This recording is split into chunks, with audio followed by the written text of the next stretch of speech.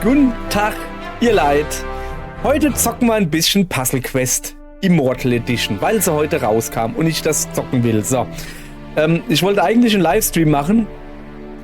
Dann ist mir 2 Minuten bevor der Livestream losging, ist mir eingefallen, dass ich gerade schrottiges Internet habe, weil ich Glasfaser hier verlegt kriege und die haben erstmal meine Internetleitung, die ich jetzt habe, kaputt gemacht, wie sich das gehört. Deshalb gibt es jetzt hier mal was ganz Neues hier, ein angezockt. Also normalerweise zocke ich ja so Sachen wie Puzzle Quest, wo ich weiß, da zocke ich halt mal kurz rein, aber werde ich jetzt kein ewig langes Let's Play draus machen. Das mache ich meistens live, weil, ja, so, gibt's halt jetzt was. Nennen wir das einfach angezockt oder angespielt. So, dann machen wir mal weiter. Ach ja, ich zock natürlich mit Controller, wie sich das gehört.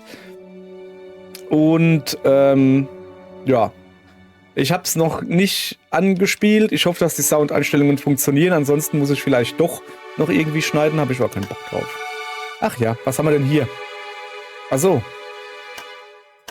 Junge, kriegst du kein Bild angezeigt? Das ist ja aber nix. Ich will doch ein Bild haben, egal. Ach so, Puzzle Quest ist ein 3 selbe Dinger in einer Reihe und zack, verschwinden sie, Spiel. Aber mit Story und RPG-Elementen drin. Ist schon ewig alt. Also ich habe es damals auf der Wii gezockt. Auf der allerersten Wii. Wii. Und war super cool. Kam dann noch für ein DS und was weiß ich was, 3DS. Es gab zehntausende Neuveröffentlichungen und sowas. Und viele, viele weitere Teile, die dann mehr oder weniger von irgendwelchen Ingame, was weiß ich was, zukaufbaren Währungen verseucht waren und so. Und jetzt hoffe ich, dass das hier nicht so ist. Wir haben gesagt, hier, es ist ein reines Offline-Spiel, alles super. Passt. So, fangen wir mal an. Also wir können verschiedene Charaktere wählen. Okay, ich stelle gerade fest, das sind ja doch irgendwie einige. Wo fangen wir denn an? Paladin. Der hat ein gelbes und ein Schild. So, Anfangszauber Quälen, Abschlusszauber Gottessturm. Ich muss das jetzt alles vorlesen, ja? Paladine nutzen die Macht ihres Gottes, um das Spielfeld zu beherrschen und ihre Feinde dann zu schwächen und zu zerschmettern. Sie manipulieren vor allem gelbe Perlen und ziehen große Vorteile aus ihrem beträchtlichen Vorrat an gelbem Mana. Ja, genau. Weiter geht's. Priester. Lieblingsfähigkeiten, also gesegnetes Licht und Verdammung, keine Ahnung. Priester nutzen die Kräfte der Erde und der Luft und der Liebe, um ihren Göttern zu dienen. Der Priester ist eher defensiv und schützt sich durch seinen Glauben vor Schaden. Mit Hilfe von heiliger Energie züchtigt er widerspenstige Gegner. Dann haben wir hier der Ranger, der rangelt gern. Oder arranged gern, kann er sein. Hat er Arranged Weapon. Der Ranger ist ein außergewöhnlicher, tatsächlich, Bogenschütze. Der Ranger ist ein außergewöhnlicher Bogenschütze, der mit der Gesamtsituation unzufrieden ist. Nein. Okay. Ja, siehst du, sowas kommt raus, wenn der Kopf noch auf Livestream eingestellt ist. Da kommt nur so ein Quark raus. So. Der Ranger ist ein außergewöhnlicher Bogenschütze, der sich mit Gefecht und Zauberei auskennt. Ranger verstärken mit grünem Mana ihre nützlichen Kampffertigkeiten. Okay. Okay, also ich habe ja hier keine Ahnung, was macht. Also es geht im Moment einfach nur darum, was für Mana willst du für deine Attacken sammeln müssen. Also was für 3 gelbe Steinchen oder sowas. Oder was für Steinchen willst du aneinander rein und von welchen kriegst du dann, kannst du Attacken machen. So, egal.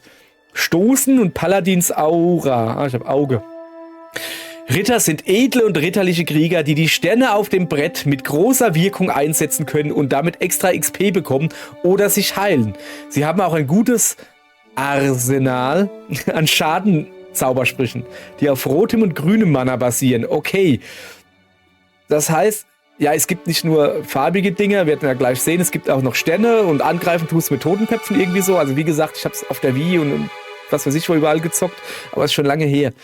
Aber der braucht halt rotes und grünes Mana. Das ist mir eigentlich schon zu viel für den Anfang. Schurke.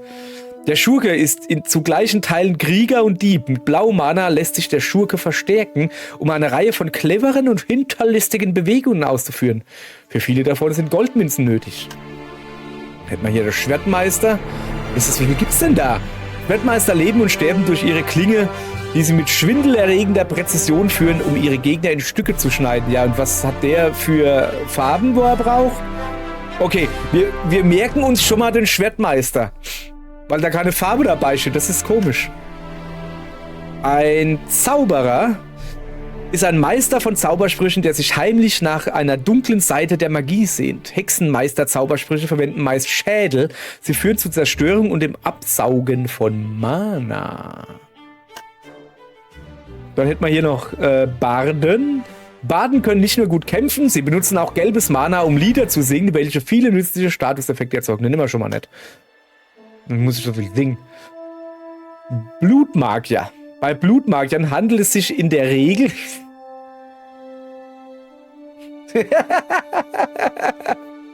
ja. Warte mal. Hopp. So. Nochmal. Bei Blutmagiern handelt es sich in der Regel, jedoch nicht immer, um dunkle Elfinnen. Eigentlich Elfen, aber ich fand das... Ja, okay. Die dem Kult des dunklen Wegs anhängen. Sie ziehen die Kraft für ihre Zaubersprüche aus den Mana-Farben und ihrem eigenen Blut. Also aus allen Farben. Okay. Ihre Fähigkeiten sind in der Regel aggressiv und können sehr mächtig sein. Kosten den, der sie verwendet, jedoch stets etwas. Ja. Es kostet dem Lebensabschnittsgefährten Nerven, wenn sie in der Regel wieder aggressiv wird. Oh Mann. So, sorry, es ist ganz schlimm. Okay, weiter. Der Druide. Druiden kennen sich mit dem Zauber der Natur sehr gut aus. Viele ihrer Zaubersprüche basieren auf gelbem und grünem Mana. Sie besiegen ihre Feinde auf subtile Art, oft indem sie verheddern oder die Edelsteine auf dem Spielbrett verhindern. Junge, ich verändere mal meine Edelsteine auf dem Spielbrett, wirst du mal sehen. Elementarmagier. Ich meine natürlich Elementarmagier. Elementarmagier erzeugen mit Hilfe der verschiedenen Energiearten, die das Land umgeben, Wellen der Macht, die sie zur Verteidigung und für einzigartige Angriffsstile nutzen. Okay, Hexenmeister. Hexenmeister beherrschen eine gute Mischung verschiedener Zaubersprüche, die größtenteils auf rotem und gelbem Mana basieren. Schadenszauber wie Feuerball fällt ihnen genauso leicht wie mächtige Verteidigungszauber wie die Feuerwand. Dann hat man noch den Krieger. Krieger sind grimmige und leistungsstarke Kämpfer, deren besondere Angriffsmethoden beim Gegner hauptsächlich direkten Schaden verursachen. Obwohl viele der Schadenszauber auf rotem Mana basieren, steht ihnen eine Vielzahl für verschiedene Situationen zur Verfügung. Hätten wir hier den Mönch. Aber das hört ja gar nicht mehr auf. Ah, doch, gleich. Wir sind schon wieder bei M und bei P haben wir angefangen. Mönche machen sich die Kraft der Erde und des Feuers zunutze. Einige Vertreter der gewöhnlich friedlichen und nachdenklichen Mönche sind militant und ziehen es vor, ihren Glauben zu beweisen, indem sie mit Gewalt für Frieden sorgen. Ah, Frieden durch Gewalt. Sehr schön. Paladine hatten wir doch schon. Okay, wir sind durch. Und ich habe gesagt, ich nehme den Typ mit S. Nicht den Schurke, den Schwertmeister. Warum nehme ich den Schwertmeister? Weil da nichts steht, was für Farben das er benutzt. Und das ist so ziemlich der einzige. Also entweder nutzt er keine Farben, den nehmen wir einfach. Keine Ahnung, warum so halt. Ich mag Schwertmeister nicht, außer er hat ein Schild dabei. Jetzt brauche ich auch ein Porträt. Der war eklig. So. Also, kann ich... Also, ich kann mir sie hier angucken. Okay, das ist ein Schnuffi. Das ist eine Schnuffine. Oh, die gefällt mir schon mal gut. Der sieht ein bisschen aus wie Haomaru von Samurai Shodown. Das ist eine Ureinwohnerin Amerikas, die ein Bronzebustier anhat. Keine Ahnung. Nee, da muss ich gar nichts sagen. Nö. Also, die ist halt einfach hier, sorry, aber das ist mir zu viel Anime. Ich weiß nicht. Die sind alle so, aber ja, ist auch egal. Sag mal, ich spiele doch hier einen Schwertmeister. Warum habe ich denn dann so einen Avatar? Also, warum kriege ich denn sowas vorgeschlagen? So. Oh, guck mal hier. Mit Dolchen. Mit solchen Dolchen. Und sie spielt die Harfe. Muss man seine Finger da so komisch machen? Im Hafen spielen? Spielt die in Städten oder nur in Hafen? Ich nehme die hier, weil die hat eine Rüstung. Es ist eine Frau, die eine gescheite Rüstung anhat. Also für eine Frau. Also ich würde sagen, das ist eine schöne Rüstung. Ist vielleicht ein bisschen doof. Ja, ist ja egal. Das fange ich schon an, Rüstungen zu bewerten. Als ob ich das könnte. Nö, ich nehme die hier. So. Oh ja, Zufallsname. Ultria, Haneta, Ferelana, Corinara, Katrine, Osaraka. Ja, ich glaube, es hackt oder was. Komm mal her. Den nehmen wir natürlich Lotak.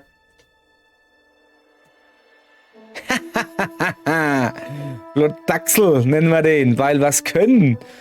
So, jetzt muss ich irgendwo wissen, wie kann ich denn jetzt hier...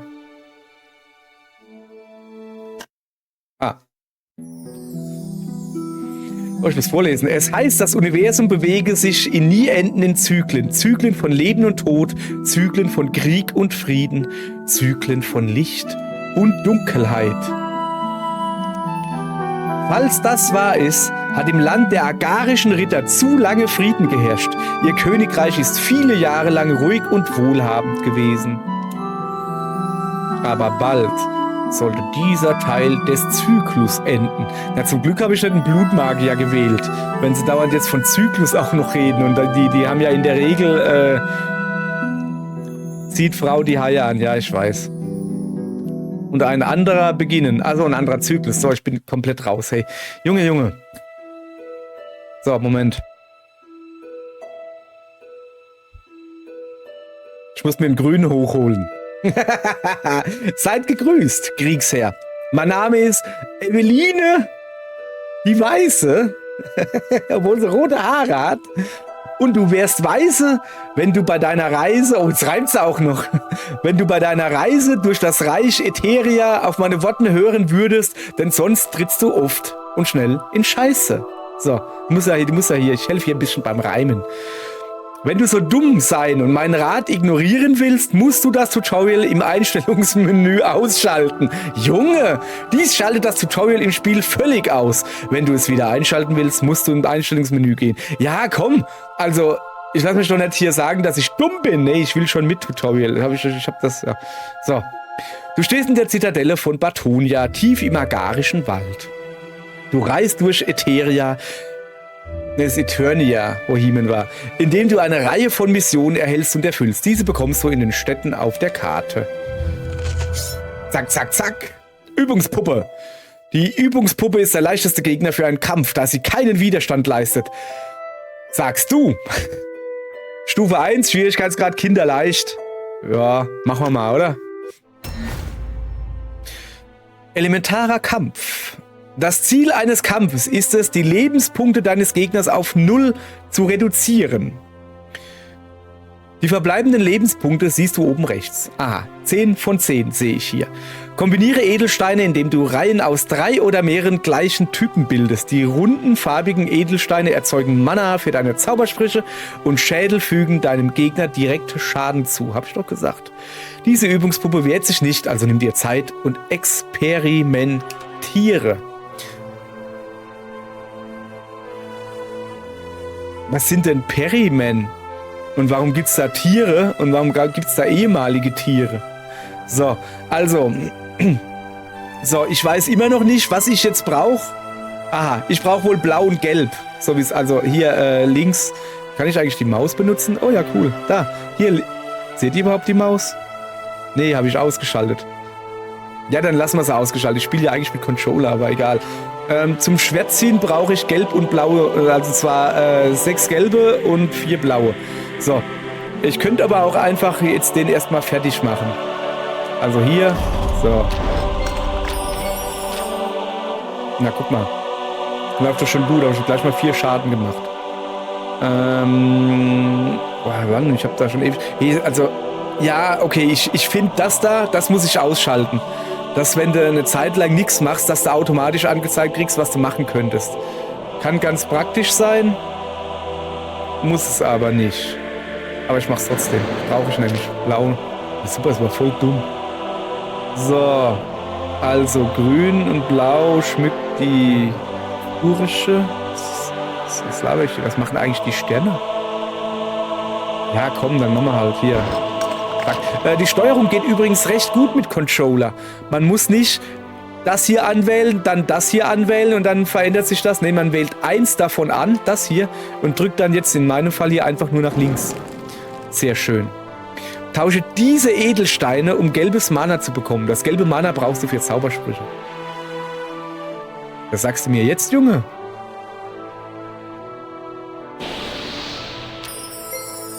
So, also ich bräuchte noch ein paar bisschen Blaues. So. Also, ich brauche noch mehr Gelbes.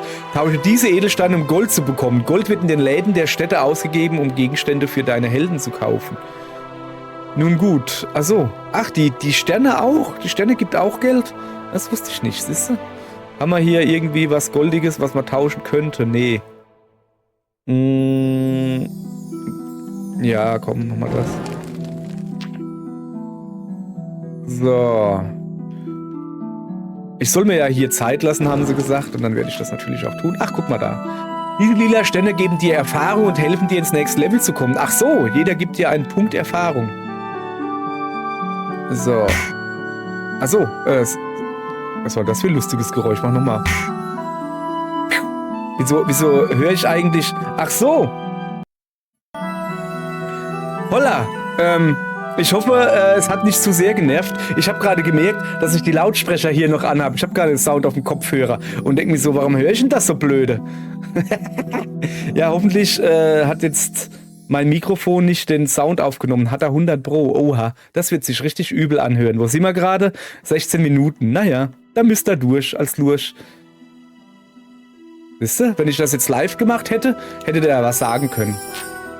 So. Edelstein reinbilden. Das machst du gut. Finde weiter 3 gleiche Edelsteine in einer Reihe, besonders Schädel, bis die Übungspuppe keine Lebenspunkte mehr übrig hat. Ja, ja.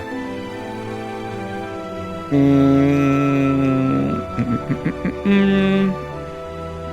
kann mir aber auch hier weiter XP... Oh, guck mal da. Guck mal da. Oh, das ist eine Combo. Da kann ich jetzt halt hier so... Oh, ja, geil. Ja, gut.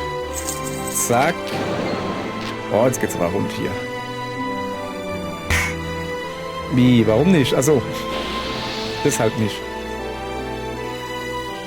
Du hast genug Mana, um diesen Zauber zu wirken. Du kannst auf deine Zauber zugreifen, indem du linker Button drückst. Wieso sieht denn der linke Button so komisch aus? Egal. Probieren aus, wenn du denkst, dass es nützlich sein könnte. Ja, keine Ahnung. Ich probiere mal aus. Schwert ziehen. Verursacht 4 Schaden oder mit Verstärking. Mit Verstärking. Wer kennt es nicht mit Verstärking? Wo wir gerade dabei sind. Sag mal, das ist schon irgendwie irre laut, oder? Kann ich hier irgendwie ins Menü gehen? Mir ballert's hier in den Ohren. Das ist ja Wahnsinn. So. Das ist in Ordnung. In Ordnung, also. So, also ja, hier. 4 Schaden oder mit Verstärkung wahrscheinlich 4 Schaden und lässt 2 Schädel explodieren. Zaubersprüche werden verstärkt, wenn du den Mushin-Statuseffekt hast. Wie aktiviere ich den? Also. Ihr seid siegreich. Das ist ja Deutsch. Ich bin siegreich. Nein, Aufgabe durchgeführt. Ernsthaft? Wieso ist denn da jetzt deutsche Sprachausgabe? Die ganze Zeit war keine. Mission abgeschlossen. Übungspuppe. Du hast die Kunst des elementaren Gefechts gelernt. Belohnung 20 XP. Erfahrungspunkte. So rum. Sieg! Ich glaube, du bist jetzt bereit für eine größere Herausforderung. Es ist Zeit für deine nächste Mission. Die Übungspuppe steht dir jedoch noch eine Zeit lang zur Verfügung, wenn du noch weiter üben willst. Normalerweise würde ich jetzt noch weiter üben. Einfach weil ich es kann. Einfach weil ich es kann und zum XP farmen. So, jetzt gucken wir mal, wie bereist man denn die Welt? Aha. Syria. Mächtige Paladine, die Ritter von Gildor, wohlhabende agarische Ritter, hellenische Ritter beschützen die Wälder im Westen vor Invasoren. Täterischen Ritter beschützen Agarias Nordgrenze. Ausgehungerten Trollhorden. Oh, Trollhorde habe ich Bock. So, wie kann ich denn da unten... achso. Welt. Guck mal. Schwert ziehen, Stufe 1, 2, Schwertblitz. Da brauche ich dann Rot und Gelb. Also hier Gelb und Blau und hier Gelb und Rot. Ruft 2 Runden lang Blindheit hervor oder ruft mit Verstärkung 5 Runden lang Blindheit hervor. Ach so. Verstärkung muss ich... So. Zerstöre Reihe aus 3 ausgewählten Edelsteinen oder zerstöre mit der Verstärkung eine Reihe mit 5. Okay. Junge. Okay. Ist gut. Das ist mir zu viel. So, was haben wir hier? Zaubersprüche. Ein Level aufsteigen. Immer wenn du ein Level aufsteigst, bekommst du 4 Punkte, die du für Fähigkeiten ausgeben kannst. Jede Fähigkeit kostet unterschiedlich viel, je nach deinem Berufsstand. Nicht ausgegebene Punkte kannst du dir für später aufheben. Ja, da wäre es bei mir natürlich sehr praktisch, wenn ich vor allen Dingen gelb hochballer. So wie es aussieht. Ich habe übrigens 0 Fähigkeitspunkte. So. Die Übungspuppe. Hätte ich da nochmal? Königreich. Du kannst Städte einnehmen, wenn du in einer Zitadelle eine Belagerungswerkstatt gebaut hast. Okay. Gerüchte gibt's nicht. Okay. Ich habe ja gesagt... Oh cool, ich konnte das auch frei bewegen. Interessant. Ich habe ja gesagt, ich will hoch. Ich will Trollhorden kloppen. Oder so. Oder muss ich nach Batonia? Muss ich hier irgendwas machen? Ah, tatsächlich. Größte Stadt der Ritter von Agaria. Zitadelle, Wirtshaus, einkaufen. Geh mal in die Zitadelle. Achso, hier kann ich dann mein Gold ausgeben. Verlies. Mit einem Verlies kannst du Feinde fangen und gefangene Reittiere reiten. Jetzt wird's aber hier interessant. Ah, Moment. Wirtshaus, was gibt's hier? Lerne die Geschichte von Eteria von Eowys, dem König von Barock und Cithole kennen. Kostet nix, ja, mach ich. In den Städten findest du Wirtshäuser. Diese sind eine gute Quelle für Gerüchte und Gerüche. Das sind keine Orte, wo man sich bedringt. Aha. Danke für den Hinweis. Manche Gerüchte sind kostenlos, aber andere werden dich Gold kosten. Um Gerüchte zu erfahren, wähle sie einfach aus der Liste aus. So, dann zeig ich mal her. Batonia. Batonia ist die größte der Zitadellen im agarischen Imperium. Viele junge Adlige und Knappen werden hier zur Ausbildung hergeschickt. Wow. Das Haus Albion. Das Haus Albion von Syria ist eines der ältesten Adelshäuser Agarias. Zu seinen Vorvätern gehört der verehrte König Albion, der Lord Bane in den Bane-Kriegen vor 500 Jahren fast im Alleingang besiegte. Dann hätten wir hier noch die Palastwache. Die Palastwache von Batonia ist ein beliebter Ausbildungsort für junge Adlige. Dort können sie elementare Magie, Kampffähigkeiten und das Benehmen am königlichen Hofe lernen. Und jetzt hier der ritterliche Orden, aber das kostet 1 Gold. Ja, komm. Bist du sicher, dass du diesen Gegenstand kaufen willst? Yep. Ritterliche Orden. Es gibt 5 Ritterorden in Agaria. Die Batonier sind der größte, aber jeder der anderen 4 Orden, Syrianer, Elianer, Tairaner, keine Ahnung, was ausspricht, Teiraner, keine Ahnung, und Gildoraner, ist auf seine Art genauso renommiert. So. Nun gut. Ey, Junge, ich will einkaufen. Was gibt's denn hier Feines? Gegenstände kaufen. Aufgepasst! Du kannst in diesem Laden Gegenstände kaufen und deinen Helden auszustatten. So. Um einen Gegenstand zu kaufen, wähle ihn einfach aus der Liste aus. Die Gegenstände in Grau sind zu teuer für dich. Für Gegenstände in Rot wird ein höheres Fähigkeitslevel benötigt, als du im Moment besitzt. Boah. Ja, halt ein Zwergensiegel. Gewährt dir +1 Schädelschaden. Habe ich kein Geld für. So, jetzt hat aber hier, ich will Trollhorden verhungern Gedönse. So, die teirischen Ritter, teirischen, so, beschützen Agarias Nordgrenze vor ausbringenden Trollen. An diesem Ort ist im Moment keine Mission verfügbar. Du solltest an einen neuen Ort reisen und sehen, was es dort gibt. Ja gut, ich behaupte mal, es gibt da unten, da wo steht Mission besorgen, ich glaube, da kriegt man Mission her. Dann gucken wir mal. Dein Vater hat dich gebeten, nach Syria zu kommen. Du musst dorthin reisen, um dich mit ihm zu treffen. Familientreffen. Ja. Oh. Euer Majestät, ich muss um etwas freie Zeit bitten. Eure Studien laufen gut. Was ist so dringend? Mein Vater, Sir Albion, bittet um ein Kommen nach Syria. Euer Vater ist ein guter Mann. Er bringt den Kindern, was er kann. Er würde nicht um so etwas bitten, wenn es nicht wichtig wäre. Eurer Bitte wird stattgegeben. Oder so, keine Ahnung. Machen die das nicht so? Dankeschön. Guck mal, die heißt Königin Gwendolyn. Da ist ja alles drin. Da ist Gwendolyn, da ist Holy drin. Da ist alles drin. Nicht gesponsert übrigens. So. Bestellt eurem Vater Grüße von mir und kommt schnell wieder. Ihr habt noch viel zu lernen. Das werde ich, meine Königin. Danke. Bewegung. Bewegung. Um zu einem neuen Ort zu gelangen, bewegen Sie einfach den Cursor dorthin und wählen Sie ihn aus. Ihr Held wird dorthin gehen. Du musst nach Siria reisen. Der kleine Turm rechts von Batonia mit dem funkelnden Ring. Wähl ihn jetzt aus. Ja, ist ja gut. Bing. Familientreffen. Du bist in Siria, der Heimat deines Vaters Sir Albion, angekommen. Du solltest deinen Vater bei der ersten Gelegenheit besuchen. Wenn du dein Ziel erreicht hast, musst du vielleicht etwas tun. An jedem Ort mit einem funkelnden Ring gibt es eine Liste mit Tätigkeiten, die du ausführen kannst. Wähle jetzt Siria und wähle Besuche deinen Vater. Ja. Vater, ich kam, sobald ich eure Botschaft erhielt. Junge, warum bin dann ich deutlich größer wie mein Vater? Also, der wird größer beim Retten. Du siehst gut aus, meine Tochter. Das will ich aber auch hoffen. Zum Glück bin ich nur die Mutter gekommen und nicht nur dir. So. Die Ausbildung in Batonia bekommt ihr offensichtlich. Wir vermissen dich hier in Siria. Hat er mich jetzt nur gerufen, ich muss ja Hochdeutsch reden, hat er mich jetzt nur gerufen, um mir zu sagen, dass er mich vermisst. Oh. Die Königin lässt grüßen. Königin Gwentholyn ist ein guter Mensch, eine gute Menschin. Schon als junges Mädchen war sie gütig und gerecht.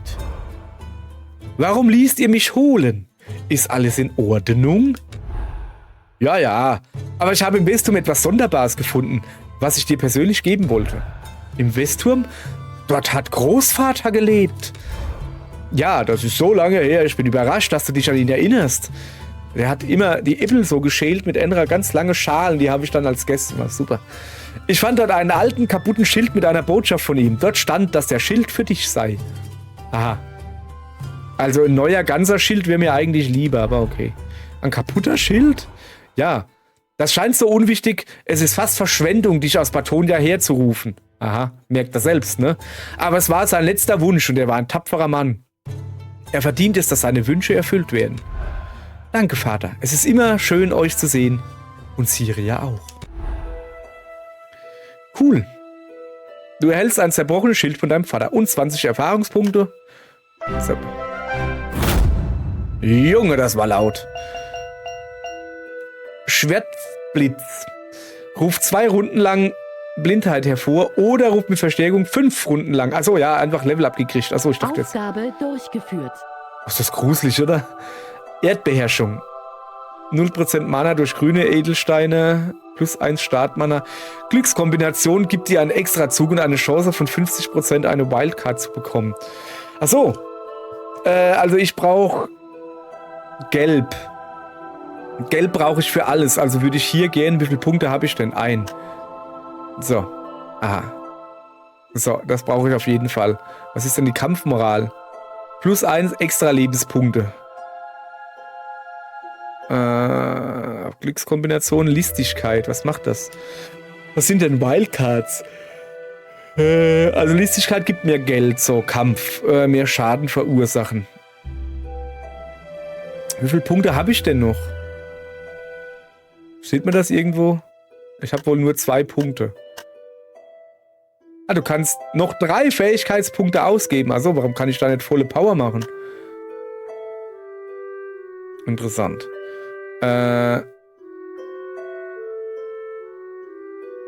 Ja, also Geld kann ich immer gebrauchen, Kampf kann man gebrauchen und 0 Fähigkeitspunkte habe ich jetzt. So, gut, passt. Wie komme ich hier raus? Bessere deine Fähigkeiten. Willst du diese Fähigkeiten verbessern? Luftbeherrschung auf 2 von 3, Kampf 3 von 4 und Listigkeit 2 von 3. Okay. So, dann gehen wir halt wieder zurück. So, Mission beginnen. So. Hauptmission, Königswächterprüfung. Du musst etwas fortgeschritteneres Gefecht lernen. Etwas fortgeschritteneres Gefecht lernen. Egal. Indem du mit einem jungen Ritter übst. Nun gut. So schnell zurück. In Siria war alles in Ordnung? Ja, ja. Ich habe noch viel zu lernen, Euer Majestät. Zum Beispiel, dass man nicht wegen jedem Furz, den meinem Vater quersteckt, zurücklatschen muss, weißt du? Ich hoffe, ihr habt die Zeit dazu. Ja, ja. Ja, Euer Majestät. Er war der auf dem Sterbebett behauptete, dass er im Kampf mit Skeletten tödlich verwundet worden war. Er war ein alter Mann und wohl ein bisschen verrückt. Herumlaufende Tote werden schon seit Jahrhunderten nicht mehr in Agaria gesehen. Ja, es ist Junge, sind da Schreibfehler drin. Mann, das triggert meinen Monk. Das ist nicht gut. Es ist ungewöhnlich. Wir haben diese Kreaturen hier seit den Bane-Kriegen vor Jahrhunderten nicht gesehen. Dann hat euer Großvater angefangen, seine Geschichten von den Untoten zu erzählen.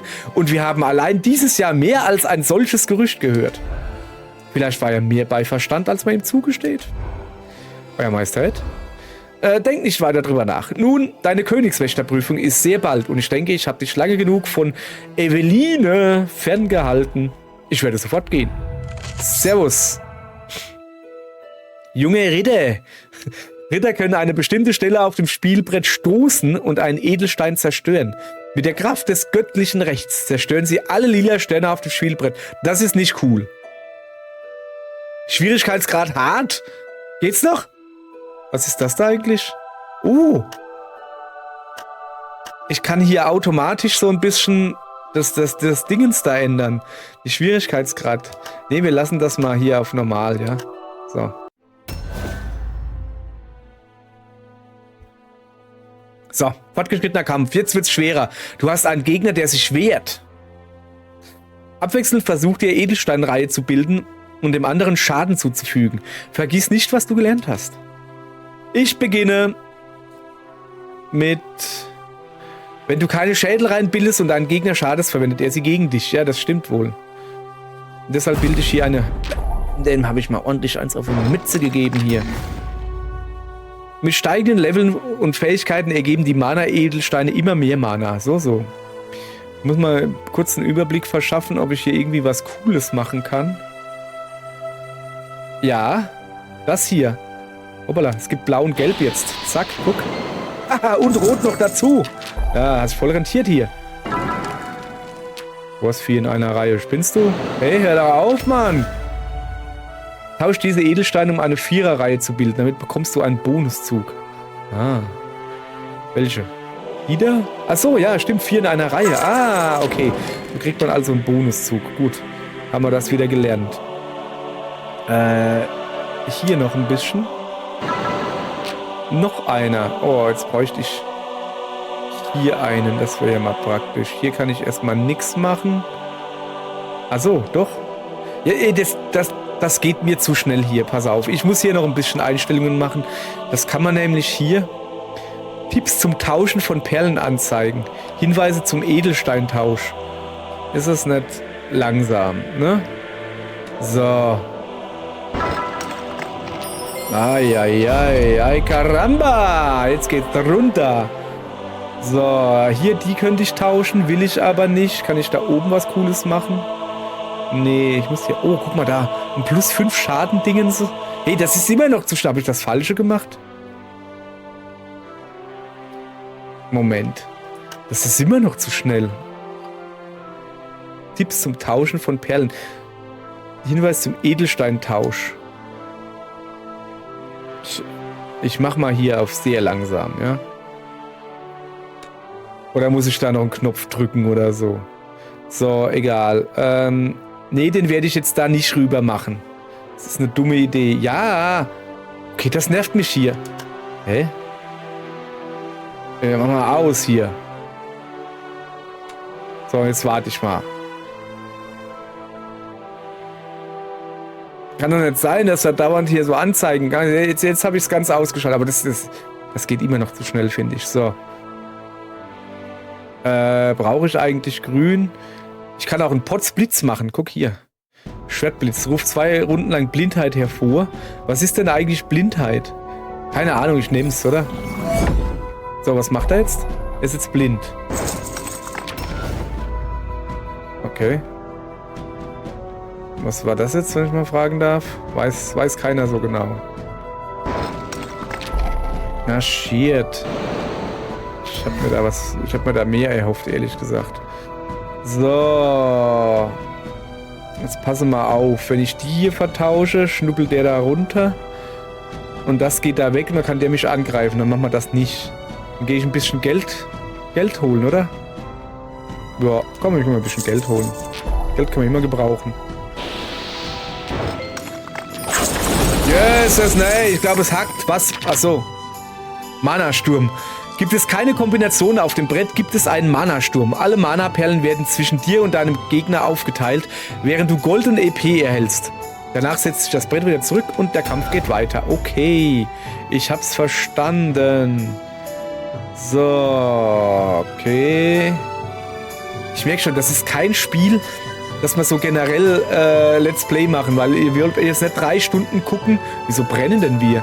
Ihr wollt jetzt nicht 3 Stunden gucken, wie wir hier, oder ich hier überlege. Glaube ich. Versuche das Mana zu erbeuten, das dein Feind braucht. Dann kann er keine Zaubersprüche. Ja, der ist eh schon voll. Der ist voll wie er immer, sage ich euch. Ja. Ich brauche aber auch Blaues, fällt mir gerade auf. Ach, guck mal da. So. Da unten könnte man noch ein bisschen holen. Aber... Ja, komm. XP sind immer schön. Aber ist eigentlich ein recht guter Tipp mit dem hier, das Zeug erbeuten, was der Gegner eigentlich braucht. Das ist schon verdammt gut. So, was ist das? Ist das eine Wildcard, ja? Oh, ich bräuchte irgendwie so einen Tooltip oder so, weißt du?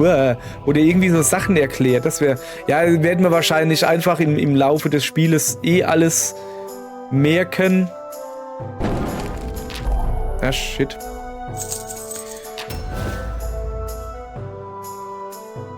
Wenn eine Figur auf höhere Level kommt und ihre Fähigkeiten verbessert, verursacht so auch mehr Schaden.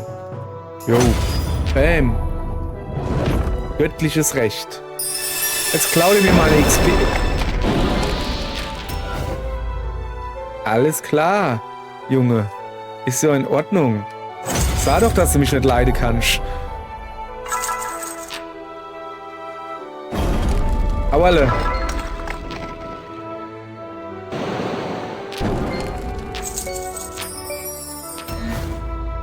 Tausche diesen Edelstein, um eine 5er-Reihe zu bilden. Das bringt dir einen Bonuszug und eine Wildcard. Welchen? Ah.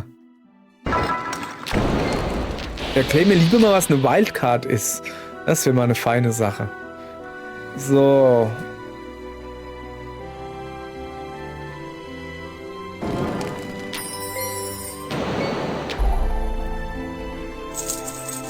Aha. Edelstein reinbilden. Das machst du gut. Finde weiter 3 gleiche Edelsteine und wende Zaubersprüche an. Versuche zu vermeiden, dass dein Gegner Schädel bekommt. Ja, bin dabei. Könntest mich ja einfach lassen und dann kriegt man das hin. Gucke. Ich will den gerade fertig machen hier.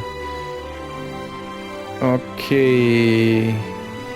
Ich kann ja mal darüber. Das bringt nichts. Was ist denn der da oben? Der nimmt einfach nur die Farbe, die er halt braucht. Also wenn ich den jetzt darüber machen würde, dann würde das gehen. Aha. Okay. Alles klar. Ich mach mal hier so einen Schwärzblitz. Blindheit. Ich weiß immer nicht, was Blindheit ist. So. Ach, guck mal, das macht 6 Schadenspunkte. Ja, schön. Potzblitz. Kann ich noch was machen? Ah, guck mal. Göttliches Recht zerstört alle Sterne. Aha, das will ich aber gar nicht wissen. Verursacht 4 Schaden. Das wäre ja super. Und ja, dann machen wir das. Ah, geht nicht. Brauche ich gelb. Hast du noch mal Glück gehabt? Was ist das hier? Erdwiderstand, blockiert Zauber. Ach so, das sind die Widerstände da oben. Okay, so gut. Gut, haben wir wieder was gelernt. Ich brauche mehr Gelb. Und wie es der Zufall so will.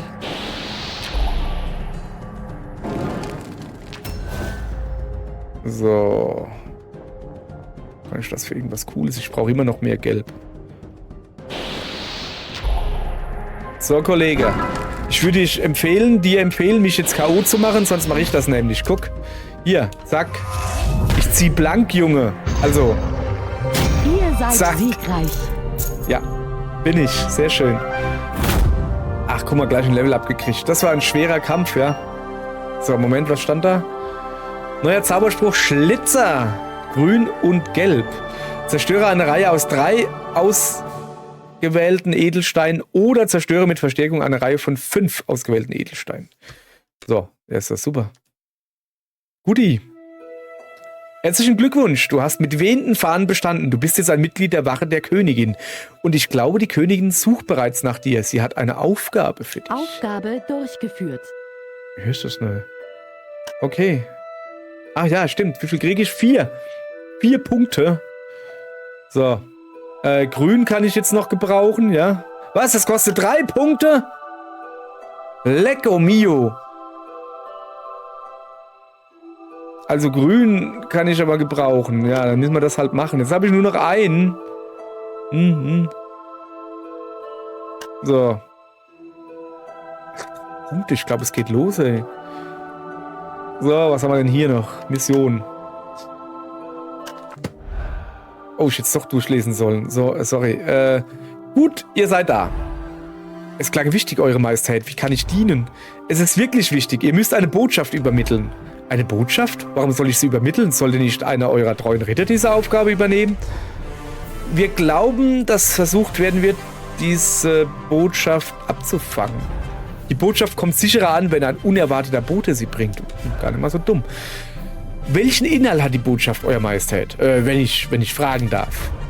Ihr müsst nur wissen, dass die Botschaft wichtig ist und zu eurem Vater, Sir Albion, nach Syria gebracht werden muss. Sonst nichts. Ja, Euer Majestät, wie ihr wünscht. So. Das Sendschreiben. Eine versiegelte Botschaft muss zu Sir Albion in Syria gebracht werden. Es ist eine wichtige Botschaft und du könntest dich auf der Reise dorthin in Gefahr begeben. Das macht mir gar nichts. Ja, hallo? Du kannst nur 4 Missionen gleichzeitig aktiv haben. Aktive Mission 1. Ja, wie mache ich denn das Fenster hier zu? Achso, B. So, also. Moment, da gibt's ein Bier. Was ist im Wirtshaus los? Ah, Königin Gwendolyn. Königin Gwendolyn regiert Batonia seit 15 Jahren. Sie ist eine weise, gütige und edle Herrscherin und unter ihrer Herrschaft hat Batonia beispiellosen Wohlstand erfahren. So. Ich will nochmal die Zitadelle gucken. Kann ich schon irgendwie was Cooles kaufen? Wie viel Geld habe ich denn? 191. Also das hier ist das erste. Mit Verlies kann ich Feinde fangen und gefangene Reittiere reiten. Okay. Wer auch immer im Verlies Reittiere reiten will. Naja. Das Sendschreiben. Als du dich der Stadt Syria näherst, springt dich ein Dieb an und verlangt die Herausgabe der Botschaft. Niemals! Diebe wenden nicht nur Schleichangriffe an, mit denen sie geringe Schäden verursachen und ihren Spielzug verlängern, sie stehlen auch dein schwer verdientes Gold. Das geht ja gar nicht. Gegner beginnt. Ach, die höchste Listigkeit beginnt. Oho. Lass mich mal auch. Mann, jetzt hast du es kaputt gemacht. Das war da so ein schönes Dingens da, weißt du? Lass mich mal gucken. Wenn ich das hochmache, fällt der da runter, dann kann der da Dingens machen? Nö. Also ich brauche mal wieder Geld. Gelb. Geld brauche ich auch. Ja komm, wir machen einfach mal so. Ah, das war dumm. Das war sehr dumm. Ah, der Gegner ist aber auch dumm. Nee, ist er nicht. Ah, das ist nicht gut. Bin ich dran? Junge, hat er eine gewämscht gekriegt. Hey, was ist das? Wieso? Ich glaube, es geht los. So. Wenn ich den jetzt da reinmache, fallen die hier 3 runter. 1, 2, 3. Das mache ich. Ja? Das ist halt der Buff, ne? Hier, der Checker. Der Checker, Betttuchbeflecker. Keine Ahnung. So, was haben wir denn hier? So, blaue habe ich irgendwie noch keine. Machen wir mal ein paar blaue, oder? So. Ey, das ist aber nicht cool hier gerade. So, pass auf. Was habe ich hier? Schlitzer. Zerstöre eine Reihe aus 3 ausgewählten Edelsteinen. Also quasi... Verstehe ich nicht. Eine Reihe hat doch mehr wie 3. Und hier kann ich 4 Schaden machen. Ich mache das mal einfach, um zu gucken, was es ist. Ach, guck mal, ich kann hier mit Start... Ah, nee. Ich dachte, ich kann hier jetzt irgendwie... So, mit Reihe mit 3 Edelsteinen. Ja, aber das ist doch dann keine Reihe, oder wie? Oder kann ich 1, 2, 3? Ich bin verwirrt. Und die kann man zerstören? Nee. Komm, wir machen den hier. Der ist besser. Das verstehe ich wenigstens. Was? 11 Punkte hat das abgezogen? Junge, den muss ich öfters bringen. Ei, ei, ei, ei. Das hat ja richtig wehgetan. So. So, gucke. Wenn die da runterfallen, 3 Stück.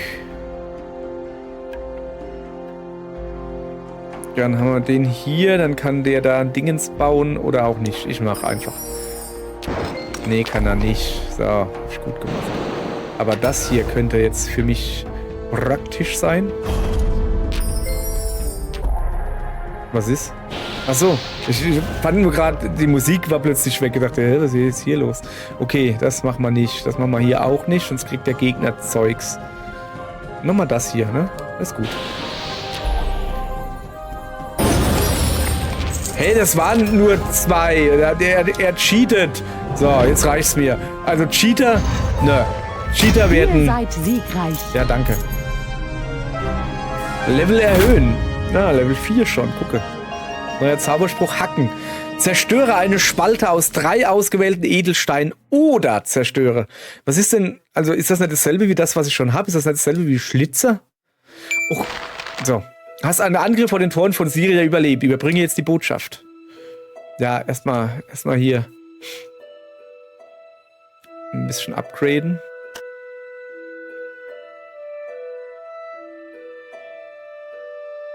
Wie viel habe ich noch? 2. Und jetzt hier im Kampf noch einen. Jetzt habe ich keine mehr. Okay, dann passt das soweit. Ja. Was ist denn das da unten? Gegenstände. Ah ja, stimmt, ich habe ja ein Schild. Ah, Moment, lass mal ein Schild angucken. Zerbrochener Schild. Ah, den automatisch ausgerüstet. So. Hacken und Schlitzen. Spalte, Reihe. Och, nö! Jetzt geht das wieder los. Ich krieg doch... Ich kann mit den deutschen Begriffen nichts. Also ein Column ist von oben nach unten so. Und eine Row ist dann eine Reihe. Eine Reihe ist waagerecht. Und eine Spalte ist... ich habe da gerade eine Eselsbrücke. Die verrate ich euch aber jetzt nicht so. Oh, was ist das? Stufe 5 habe ich Muchin. Gewährt dir einen Buff, der den nächsten Schwertmeisterzauber verstärkt und gewährt dann einen Bonuszug. Muss mal gucken, wo bin ich denn hier? So. Okay. Ja gut, wir wollen ja hier, so. Also. Vater, ich hab was für dich. Eine Nachricht aus Batonia. Ja, ich bin ja hier jetzt wieder im Elternhaus. Da redet man nicht wie in der Großstadt, weißt du? Da redest du eher so ländlicher, weißt du? Ich erwarte die Nachricht schon, ne? Gut, dass du mich sicher erreicht hast. Ja, ich bin unterwegs angegriffen vor, aber ich hab mich schwere kennen, ne? Hast du das, ja? Beeindruckend, Vater, Alter. Danke, Sir. Hier, das könnte helfen. Nimm das lange Schwert, das wird er bei Schwierigkeiten, wird er das gute Hilfe leisten. Danke, Vater. Das wird's ganz bestimmt. Wann ich froh darf. Was war jetzt an deren Nachricht so wichtig? Das darfst du ruhig froh. Vater, ich habe mein Leben davor riskiert. Jetzt ist es doch wohl mal recht zu wissen, was da drin gestanden hat, oder nicht? Ja, hast du wohl recht. Also ich erzähle da ein bisschen, aber nur, weil du meine Tochter bist und ich dir vertraue. Ja, das finde ich gut, dass er das nicht bei jedem Landstreicher macht. Okay. Es gibt das Gericht, ne, von einem Geheimkult weit oben im Norden an der Grenze von dem Ding, was ich nicht aussprechen kann. Tyra haben wir uns. Ja. Wir wissen nur wenig über die, aber es scheint, als wäre der Lord Bane, als würde die im Lord Bane, dem dunklen Reiter des Todes, als würde die dem dienen, ne? Und die Nachricht, die enthält Details über den Treffpunkt. Ich will mit dem Kulto abrechnen. Ich helfe da. Ich helfe euch, die zu finden. Nee, du bist noch ein Eiling. Du, Geduld, ne? Später hast du noch genug Zeit zum Kämpfen. Wie du willst, Pappe. Aber, ey, mach dir klar, ne? Ich komm wieder. Aufgabe durchgeführt. Gut. Oh, das ist voll kompliziert irgendwie, das Live-Übersetzung auf Pfälzisch. Es ist auch gerade ein komisches Pfälzisch, was ich hier habe. Da ist Saarländisch und Hessisch drin. Ich habe keine Ahnung, warum. Ist halt einfach so. Nicht weiter drüber nachdenken. Passt schon. Was haben wir dann hier? So. Gehen wir ein bisschen ins Wirtshaus. Syrischer Allvater. Der syrische Allvater ist der Gott, den die meisten Agarier anbeten. Er ist der Schutzgott von Gerechtigkeit, Ehre und Ritterlichkeit, der Beschützer der Schwachen und Schlächter des Bösen. Seine Kirche ist in Syria und Batonia am stärksten. Sag ich doch nur. So. Gibt es nicht die Möglichkeit, irgendwie Gefangene? Welt. Dass ich wenn ich irgendwo drin bin. Das rede ich schon wieder pelzig, ne? Achso, ich habe ja noch... Oh, guck mal, kann man fast ein Verlies kaufen, aber... Also wenn ich hier in der Zitadelle bin und dann zurückgehe, dass ich wieder in diesem Dingens da bin, das wäre voll praktisch so. Oh, jetzt gibt's aber hier ordentlich. Schurkenskelett. Ein Skelett terrorisiert die Bauern in der Nähe der königlichen Gruft im Westen von Tyra, haben wir ja gesagt. Keiner weiß, woher es kam, obwohl man munkelt, ein Kult von Nekromanten sei schuld. Du musst das Skelett finden und zur letzten Ruhe betten. Und dann haben wir hier noch eine Nebenmission, Patrouillenpflicht. Die elenischen, nicht elendischen, das ist was anderes. Die elenischen Ritter patrouillieren, was Antwort? Die Wälder von Agaria regelmäßig und halten nach Anzeichen für Ärger Ausschau. Du musst eine solche Patrouille mitmachen und dabei von Batonia nach Elenia und wieder zurückreisen. Ja, nehmen wir an. Steht ja unten, 4 Missionen gleichzeitig aktiv an. Spinnenköder. Riesenspinnen haben sich im uralten Wäldchen, wo die ellenischen Druiden ihre Zeremonien abhalten, eingenistet. Wenn du die Größe der Spinne erschlagen kannst, verschwindet der Rest wahrscheinlich. Nehme ich mit, hier bin ich noch zu jung und das doch nimmer auch. Euer Vater sagt, ihr habt die Sache gut gemacht? Also, Feststellung, keine Frage. Das ist sehr gütig von ihm, Euer Majestät. Wie dem auch sei, ich habe noch eine Bitte an euch. Ich stehe zu Diensten. Unsere Truppen sind am Ende ihrer Kraft. Von Osten fallen Orks aus den Bergen ein und nehmen unsere Leute gefangen. Und jetzt erheben sich die Toten in unserem Land aus ihren Gräbern. Ja, mein Vater sagte mir das. Er glaubt, ein böser Kult sei verantwortlich. Vielleicht ist das so. Aber jetzt brauche ich jemanden, der nach Norden, nach Tyra reist und eins dieser untoten Wesen findet. Ein Skelett quält die Bauern in der Nähe der königlichen Gruft. Was machen denn Bauern in der Nähe der königlichen Gruft, wenn ich mal so fragen darf? Tun sie da irgendwie Trauerweiden anpflanzen oder was? Ich spreche sofort auf, Euer Majestät, und ich werde die Ohren offen halten. Nun gut. Also. Was ist denn das da oben? Also, das heißt wohl, dass da Quests sind, die ich mir annehmen kann. Und das hier wäre die Patrouille. Patrouille,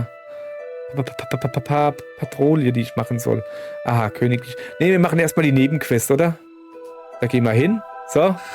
Ah, guck. Patrouillenpflicht. Du hast den ersten Teil deiner Patrouille erfüllt. Jetzt musst du zurück nach Batonia. Aber sei gewarnt. Reisende berichten, dass Untoten an den Straßen lauern. Ja, ich sehe es gerade. Ich kann aber auch erstmal hier hingehen, ins uralte Wäldchen. Da sollen nämlich Spinnen hausen. Kämpfe gegen die Spinne. Ja, mache ich doch gerne. Riesenspinnen schleudern nicht nur Gift, was die Lebenspunkte langsam auffrisst, sie wickeln ihre Gegner auch in ein Netz ein, wodurch ihr Gegner mehrere Züge aussetzen muss. Das ist schlecht. Diese große, haarige Spinne, so haarig ist die gar nicht, kann wie ein Wolf heulen und jagt ihren Feinden damit Angst ein. Ich tue mal hier die Schwierigkeitsgrad ein bisschen höher machen, weil ich es kann. Gegner beginnt. Ah, der legt da. Ich glaube, das war nicht gut, die Schwierigkeitsgrad hochzumachen. Ja, ist ja gut jetzt. Hör mal auf!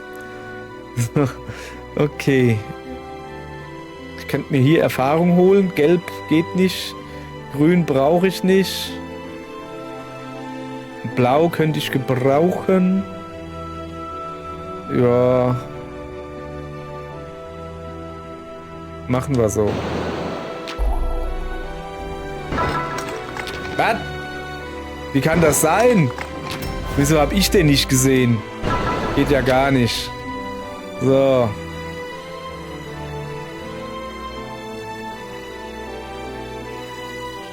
Lalalala. Was könnte ich denn jetzt das hier machen? Ja, oh, da, 4. Jawohl, hier. Ach, guck mal da. Ja. Die hat aber auch ordentlich viele XP, sehe ich gerade. War vielleicht doch nicht so die gute Idee. In den alten Spielen, also für die Wii und sowas, da hat der Gegner, der Computer, der hat beschissen, wo es nur ging. Der konnte quasi schon vorher erkennen, wenn er was wegmacht, was Neues reinfällt. Und das auf höheren Schwierigkeitsgraden war das sehr offensichtlich, was hier los ist. So. Mein ja nur. So. Sollen wir den da machen oder den da? Ich brauche eigentlich gar kein Rot, ne? Blau habe ich genug, ich brauche Gelb. Kriege ich aber nicht. Grün, ich brauche immer Gelb. Ich brauche immer Gelb. Rot brauche ich gar nicht. Nur ein bisschen Geld holen, so. Oh, guck mal da. Ne? Habe ich extra gemacht. Habe ich gewusst. Jetzt klaut er mir mal ein Gelb. Die Lull. Die Lulsche. So. Ich will auch Gelb.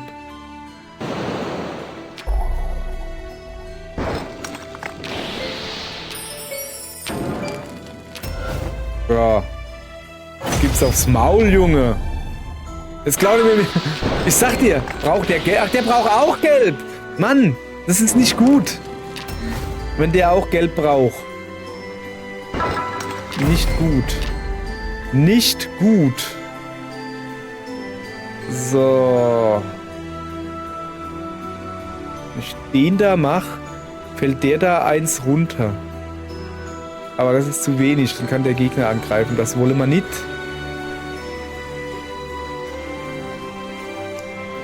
Ach, guck mal, kann ich schon was machen? Nee. Ich brauche einfach mehr Gelb. Dann hole ich mir halt XP. Wenn ich kein Gelb krieg. So. Das gibt's doch nicht, Mann. Wieso kriege ich nirgends Gelb? Ist doch wahr. So, was nehmen wir denn hier?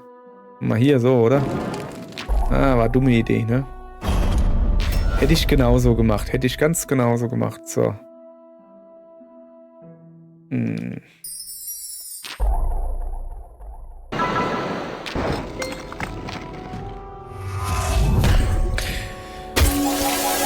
Alter, der bescheißt doch, sag ich dir. Was ist denn jetzt das jetzt noch? Was macht denn Heulen? Warte mal, zeig mal kurz her. Gewährt 4 grünes Mana und lass uns noch mal gucken.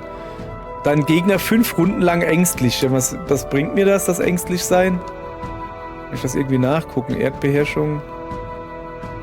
Kampfmoral, Listigkeit. Angst, reduziert den Wert aller Fähigkeiten um 50%. Geht's dir zu gut oder was? Mann, ey. Ja, muss ich ja wohl machen.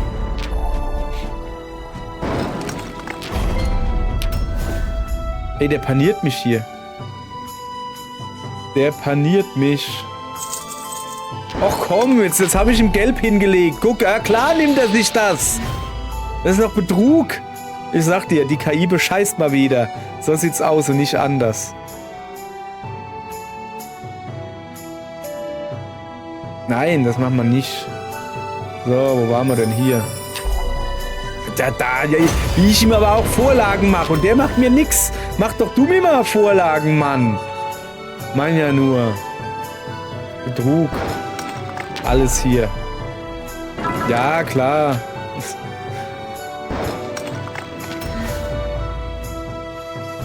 So. Gibt's aufs Maul.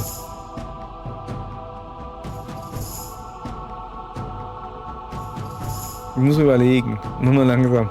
Mach mal langsam. Ja, hopp. Was? Achso.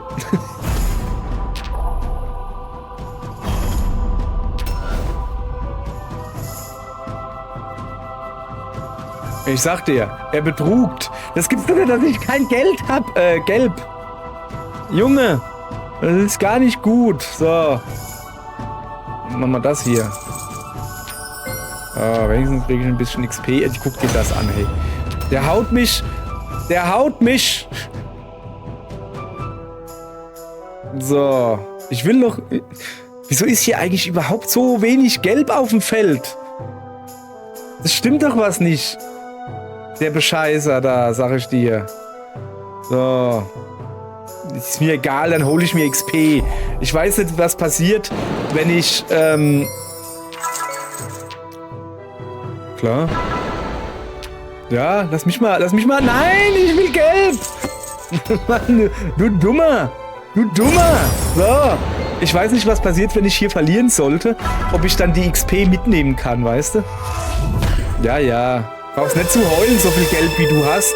Ich bin der hier heulen müsste. So. Ah, guck mal, gelb. Ja. Hat gereicht für einen Schwertblitz. Immerhin. So, nochmal gelb. Jetzt, Junge, jetzt klaue ich dir das Gelb, sag ich dir. So. Ja, warte, es läuft gerade so gut.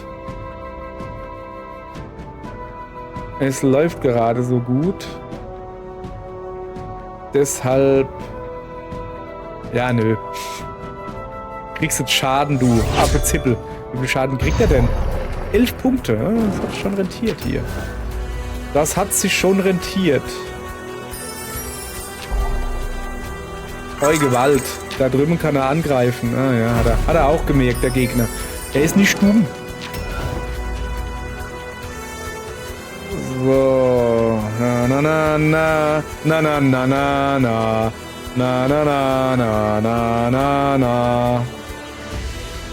Oder so. Eigentlich kann ich ja nur hier. Ist ja die Frage, wie ich das jetzt mache. Mache ich das da? Oder mache ich das da? Ich mach das da. Habe ich ihm nicht schon wieder... das ist der letzte Zug gewesen. Du Spinne. Du hässliche. So. Ah komm, die 2 XP hätte ich jetzt auch noch gekriegt für ein Level-Up. Naja. Ich mach nie wieder den Kampf auf schwer. Das kann ich euch gleich sagen. Könnt ihr vergessen. Ah, guck mal. Gibt ja doch noch ein Level-Up. Gut. So. Muchin. Ja. Wie viel gibt's? 4 Fähigkeitspunkte. Ich brauche mehr Gelb. Ich hau einfach alles in Gelb, ist mir jetzt egal. So. Dass wenn ich mal, ne? So. Okay, also jetzt muss ich wieder zurück, ja? Gibt's hier irgendwas? Nee. Und hier muss ich jetzt da zurück, aber da ist jetzt ein Kämpfsche mit dem Skelett. So. So. Könnt ihr mal vergessen, dass ich das auf schwer spiele. Ich glaube, es hackt. So. Guck mal, ich beginne, weil ich nämlich listiger bin als ein listiger Lursch. Zum Beispiel erkenne ich hier ein 4er-Dingens. Bums. So, was brauche ich denn? Neuerdings Rot und Gelb. Gelb habe ich schon ganz viel. Oh, Wahnsinn, oder? Dann tun wir uns... Oh, so. Ja, klar, okay. Dann machen wir das hier auch noch. Bam. Hat es geballert, hä? So. Oh.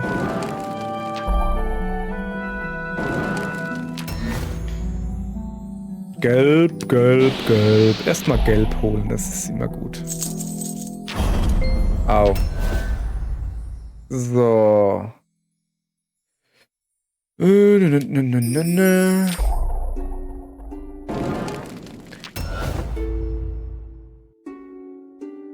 brauchen wir auch. Super, habe ich jetzt wirklich einen Charakter, der quasi alles braucht? Ja, auch irgendwie doof, ne? So, ich darf nochmal. Blau könnte man noch gebrauchen, ja? Ja.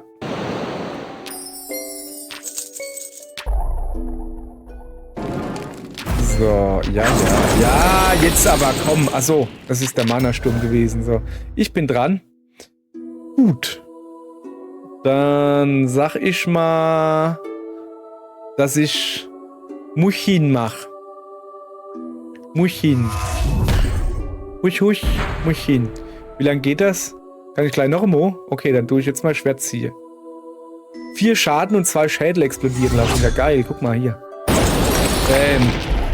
Das hat geballert hier. Oh. Oh, jetzt aber, komm. Jetzt gibt er was aber. Jesus, ich glaube, er kann mich nicht leiden. So. Noch ein Zug. Guck mal, das sieht voll witzig aus.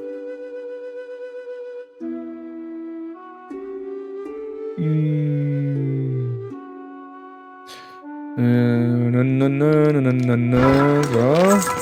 Ah, richtig so. Ich dachte, das grüne... Ah ja, okay, oder so. Das war alles geplant hier, sag ich euch. So. Ich verstehe immer noch nicht. Also kriegst du dann einfach, wenn ich jetzt hier die Grünen dahin mache, kriegst du dann einfach 6 Grüne mehr oder wie? Oder was? Oder wo? Ja. Alles geplant. So, da oben ist wieder so ein Dingens da, dem ich aber nicht viel anfangen kann. Ja, komm, ich mache hier wieder Schaden. Solange ich noch den Muchin, der Muchin war gar nicht mehr aktiv, der Muchin. Ah, das ist aber schade. Schade. Ich nehme das hier nicht. Das wäre nämlich dumm. Ah, das ist genauso dumm. Ja, aber das konnte ich ja nicht ahnen, so. Krass, hat gerade geruckelt. Nee. Mein PC kommt an seine Leistungsgrenze durch ein paar Spiele-Verschiebedinger da. Ach komm! Echt jetzt? Zieht ihr mir so die Hose aus hier? Ich bin dran. Ja, ich weiß, dass ich noch einen Zug krieg. Habe ich erkannt.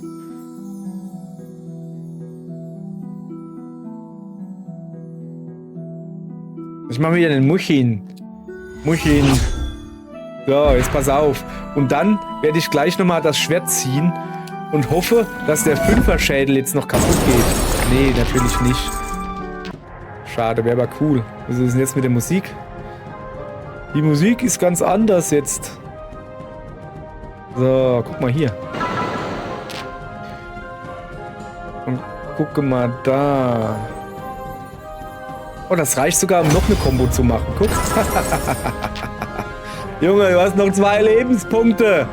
Hier, wollen wir es schnell oder langsam machen? Langsam, okay. So. Kann ich irgendwo noch ein bisschen Gold oder XP abgraben? Nö, okay. Dann, junger Padawan, wirst du sterben. Ihr seid Zack, siegreich. Schwert in den Kopf. Sehr schön. Aufgabe durchgeführt. Muss ich jetzt die Mission noch abgeben oder kriege ich die? Ne, die kriege ich einfach so. Okay, das ist gut. So, jetzt gehen wir dahin. Die eigentliche Quest machen. Oh, wir hätten hier noch eine neue annehmen können. Ich gehe nochmal zurück. Das ist gefährlich. Unterwegs kannst du auch Random Encounter geben. So. Ach, guck mal, du kannst die wiederholen. Patrouille da. Unterhalb von Gildor. Gildor wird von Riesenratten geplagt. Du musst die Größe dieser Ratten finden und erschlagen. Ja, machen wir. Das ist aktiv. Ach, die habe ich gerade freigeschaltet, ja? Okay. Nee, ich gehe jetzt da oben die Story weitermachen. So. Ich durchsuche die Gruft. Gurkenskelett. Skelette saugen dir nicht nur mit dem kühlen Berührungszauber dein Mana aus, sie können auch die Toten wecken und normale Schädel in Verderbensschädel verwandeln. Verderbensschädel sind wahrscheinlich die mehr Schaden dann machen, wo die Zahl da dran ist. Dieses Skelett besitzt einen Erdring, der sein grünes Mana vermehrt. So. Und er braucht auch grünes Mana. Das heißt, ich klaue dem jetzt erstmal grünes Mana. Nachdem ich ihn geschädigt habe. Siehst du? Jawohl, so muss das laufen. Das ist schön. Ja gut, du kannst dein komisches grünes Gebruddel da haben. Was hab ich denn hier? Wenn ich das da rüber mache, wenn ich das da hoch mache. Ich mach das da, so. Ah, ich hab gehofft, dass hier... Das wollte ich machen, Mann. Das ist nicht gut. So. Nee.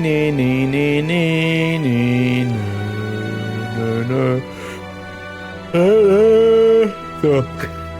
Einfach mal ins Mikro gähnen. Was brauche ich denn eigentlich? Theoretisch habe ich alles. Blau könnte man noch ein bisschen gebrauchen. Aber grün und gelb stockt die Welt. Ei, der Schlag. Guck dir das da oben an. Ei. Krieg ich's wieder hier. Also.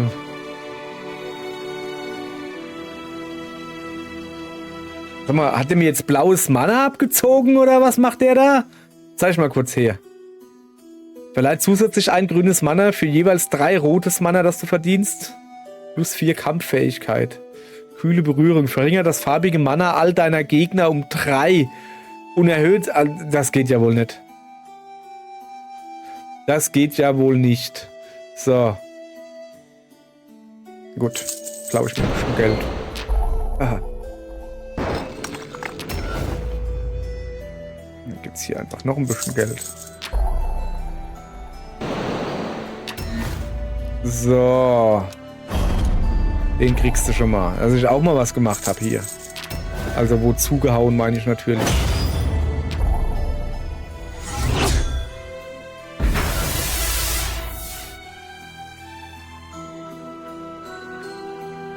Okay.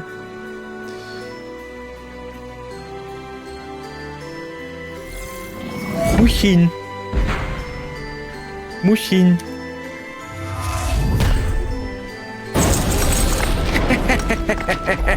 Da kriegt er seine blöden, aufgepowerten Schädel um die Ohren gehauen. So. Nein, ich habe keine dreckige Lache. Egal, wer das sagt. So. Ach, Kacke. Ich scheine aber eine gute Rüstung anzuhaben. Weil so viel Schaden macht er eigentlich gar nicht. So.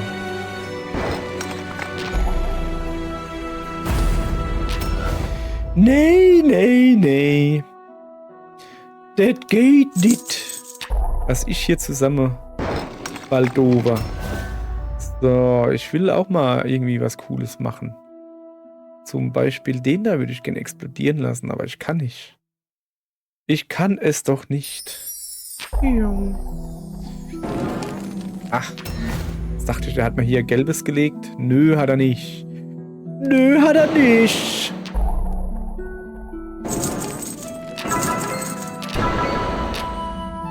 Ja, so gut jetzt. Ja, hopp, komm. Machen wir noch 10 Mal weiter. Yeah. Echt jetzt? Finde ich nicht gut.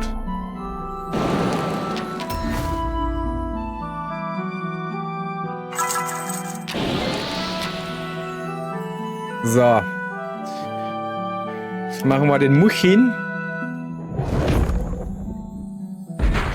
Und gucken, was können wir denn noch so alles machen. 4 Schaden. Blindheit. 5 Runden lang Blindheit. Und 2 Schädel explodieren lassen. Ich bin für das Schädel explodieren lassen. Gewährt dir einen Buff, der den nächsten Schwertmeisterzauber verstärkt und gewährt dann einen Bonuszug. Das ist doch aber... Achso. Ja, nee, das haben wir ja schon. So, gucke. Kriegt da aber einen Schaden. So. Und ein paar Schädel explodieren. Leider nicht die, wo ich gehofft habe. Ja, genau. Mach noch mehr. Mann, ey. Echt jetzt.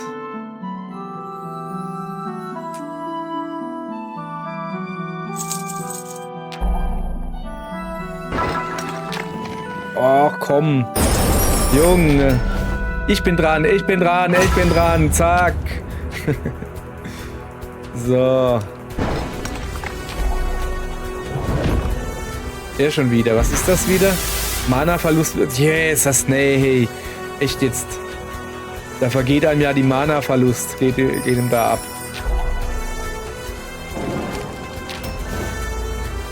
Kannst du vergessen, ich tu dir nicht dein Zeugs da machen. Darfst du mal schön selbst machen. So. Da kriegt er dann Gelb. Ich will nicht, dass der Gelb kriegt. Kann ich irgendwas machen? Außer dem Muchin? Nee. Kann nur den Muchin machen. So.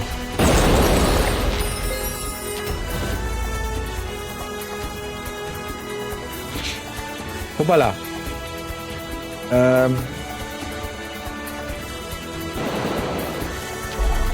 Yes, jetzt guck dir das an hier. Ah, dann guck mir das an. Ich krieg mal ein bisschen Gelb, jawohl. Bin ich noch dran? Nee. So. Ich guck mal, ob ich irgendwas Cooles machen kann. Nö, eigentlich nicht.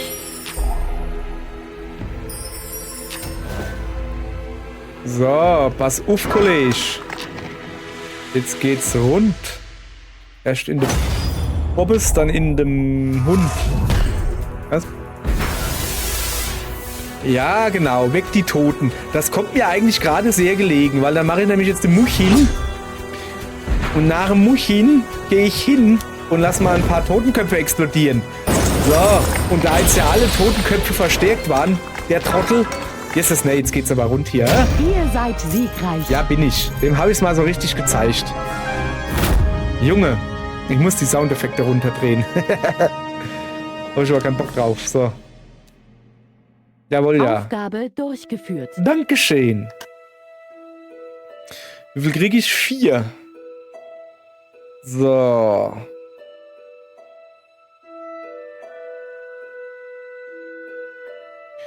Ich brauche Listigkeit.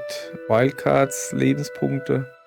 Ja, wir machen hier Listigkeit und 2 in Kampf. So. Lassen wir mal vorwärts kommen hier. Okay, also da muss ich jetzt zurück. Na, ich will noch da runter gehen. Hier. Da müssen wir noch eine große Ratte finden. So. Die ist aber hübsch. Ratten können nicht nur das ganze Gold des Spieles ergattern, sondern auch Krankheit verbreiten, die dein Mana vermindern. So. Ich beginne, weil ich listiger bin. Und ich bin ganz listig. Und machen wir gleich den hier, ne? Da, gucke. Kannst du mal gucken, wie listig ist. Nicht lispelig. Listig. Money. Money. Was kann ich denn hier machen, Feines? Ja, nix, ne? Ernsthaft jetzt? Es muss doch hier irgendwo was geben. Ah. Hier. Ah, das ist aber Kacke. Das will ich nicht machen. Nee, das will ich nicht machen. Gibt's noch was? Ja, hier. So, das ist besser.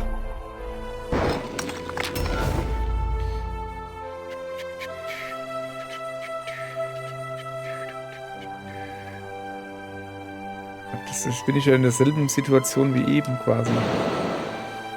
Ei. Hätte ich es mal besser gemacht, ne? Hier ist es nein.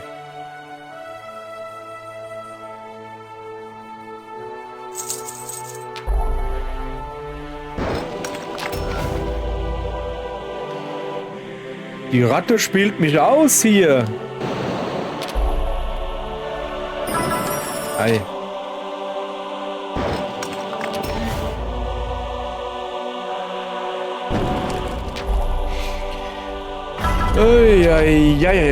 Echt jetzt, die Ratte hier, die spielt mich aus. Das finde ich jetzt nicht gut.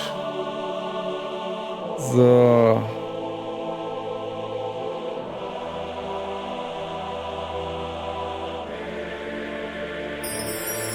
Ah!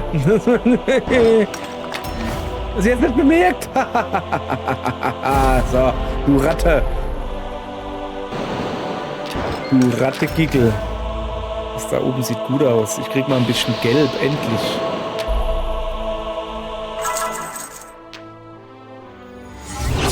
Tollwutbiss? Okay. 4 Punkte Schaden und er klaut mir Zeugs. Finde ich nicht gut, ehrlich gesagt. Ist mir egal. Mache ich den hier jetzt. Bevor er mir noch mehr klaut, weißt du?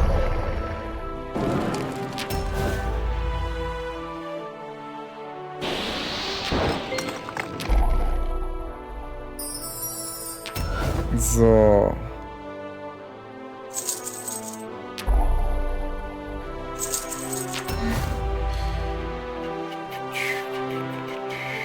Okay. Ich sehe gerade irgendwie nix. Da muss doch aber... Ah, hier. Hier kann ich was machen. Ei, ja, nee. Jetzt klaut er mir wieder mein schönes, gutes Gelb.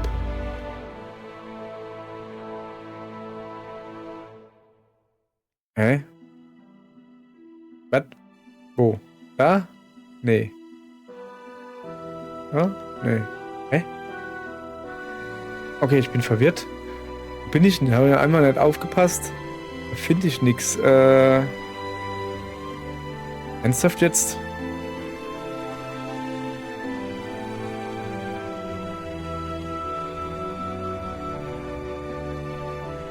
Ich muss da mal hier, Ja, komm, ein paar kann man doch schon mal gebrauchen, aber... Weißt du, das ist langsam. Das ist langsam. Also das sollte nach 30 Sekunden oder so. Naja. So.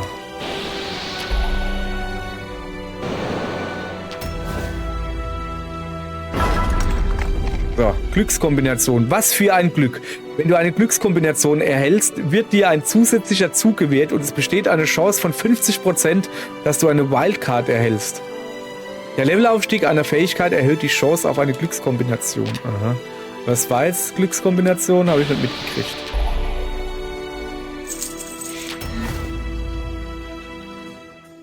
So.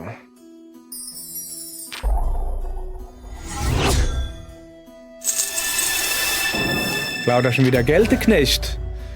Geld ist mir gerade im Moment irgendwie egal. Mein ja nur so. So.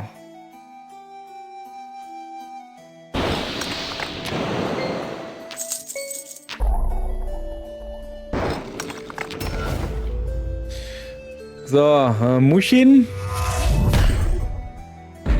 Und Schwert ziehen. Ach, schade. Ich dachte, das erwischt den Schädel hier. Bam, so. Besiegt. Der Rattemann. So. Guti. Du hast die Ratte erschlagen und einen Geheimtunnel aufgedeckt, der tiefer in die Kanalisation von Gildor führt. Wie, ist noch nicht fertig hier? Okay, dann suche ich halt noch tiefer. Habe ich ja kein Problem damit. Ratten können nicht nur das ganze Gold des Spieles ergattern, sondern auch Krankheiten. Das haben wir schon gelesen. Ich beginne hier oben. So, und gelb hätte ich gerne, ja. Erstmal gucken, nicht, dass ich irgendwas übersehe. Nicht, dass ich wüsste.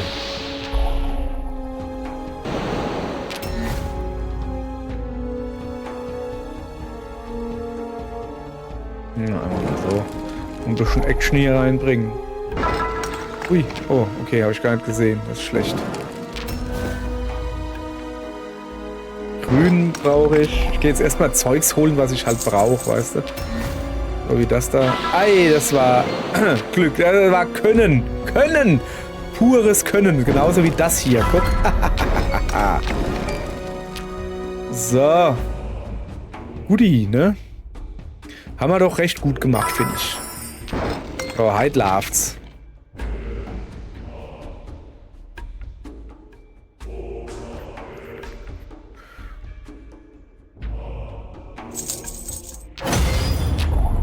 Alles geplant. Alles. Oh, das war nicht geplant. Machen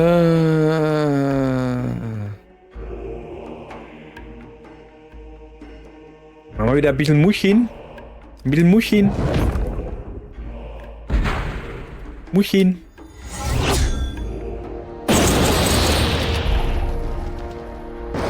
So.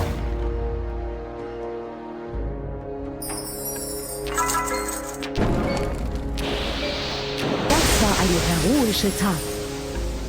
Wenn du es schaffst, in einem Zug 5 oder mehr Perlenreihen zu schaffen, nennen wir das eine Heldenleistung. Du erhältst einen Bonus von 100 Erfahrungspunkten. Okay, das nehme ich gerne. Ui, es geht noch weiter, es geht noch weiter. Ich höre gar nicht mehr auf hier. Ja, Wahnsinn. So. So.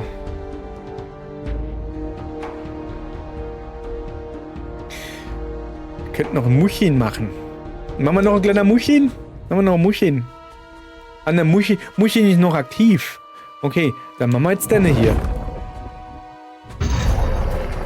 Nee. Achso, Muschin war nicht mehr aktiv. Das war einfach nur... Ach so, da hat eine Nachladezeit. Das wusste ich ja gar nicht. So, interessant. Gut, gut. Ja, ich sehe es schon. Ich will aber selbst gucken. Danke aber für den Tipp. Ich will selbst gucken. Aber Rot habe ich genug. Deshalb Geld habe ich nicht genug. Geld kann man immer gebrauchen.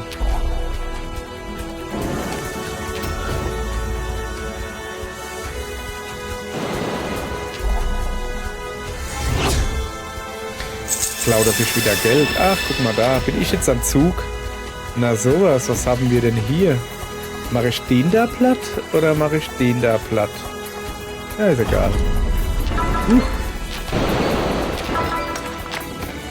Mann, ich hab's halt einfach drauf hier, Leute. So. Guck mal. Zack.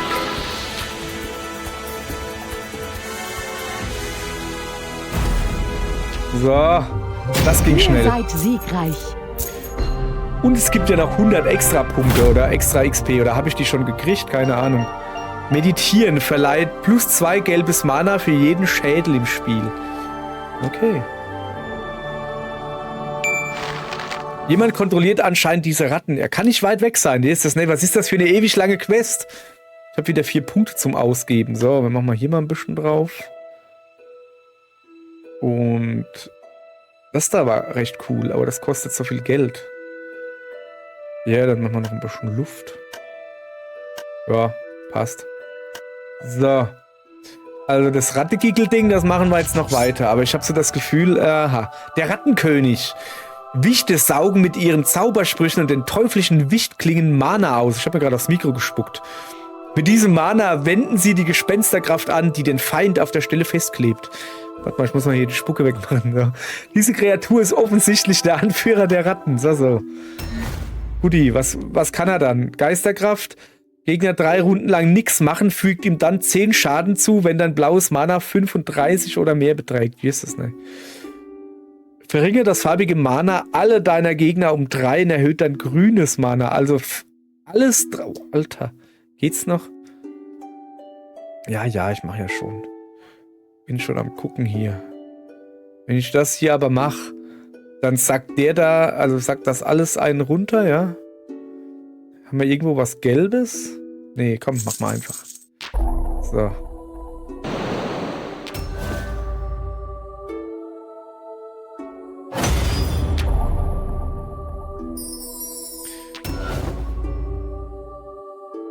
Wir müssen doch hier irgendwo, muss man doch was Gelbes bauen können irgendwie so. Warum geht denn das nicht? Weiß ich nicht. Dann machen wir halt was Rotes. Aha. Aha. So. Okay. Ich merke schon, ich muss mehr auf Glück machen. Dann kann ich mal den Computer bescheißen. Ich kann dann den Computer... Ja, ihr wisst, was ich meine. Okay. So. Gelbes Mana ist immer fein.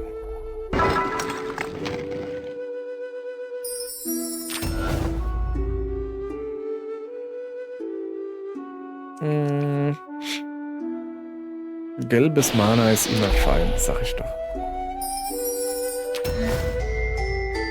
So, und jetzt bräuchten wir blaues Mana. Hier haben wir keins. Ja, so halt, ne?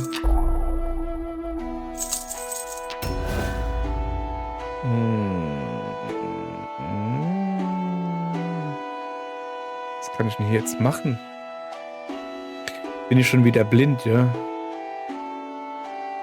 So. Ich kann aber auch... Hier, pass auf. Ich kann hier mal gucken, was das da ist. Zerstöre eine Reihe aus 3 ausgewählten Edelsteinen. Oder zerstöre mit Verstärkung eine Reihe mit 5. Habe ich nicht, aber Hacken. Ich könnte Muschin. Muschin könnte ich machen. Ja, ich mache Muschin. Muschin. Und dann mache ich eine Schlitzer. Reihe. Spalte ist so. Ja, okay. Spalte oder Reihe. Ich würde gern eine Reihe machen. Und zwar...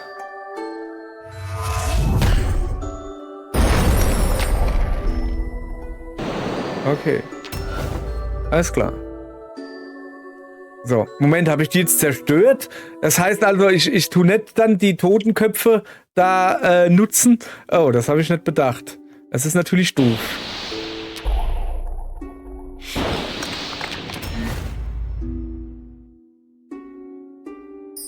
Ja, kack, jetzt klaut er mir das Blaue, oder? Ja, klar.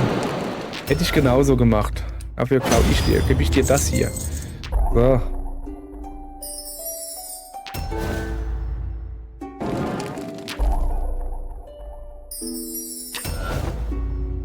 Lustige ist, dass der Gegner mit XP halt gar nichts anfangen kann. Das ist sehr praktisch, also für mich. So, wo bin ich denn hier? Was kann ich denn hier machen? Ah, habe ich gewusst. Hab ich gewusst. So, oh, guck mal, da gibt's Blau. Blau.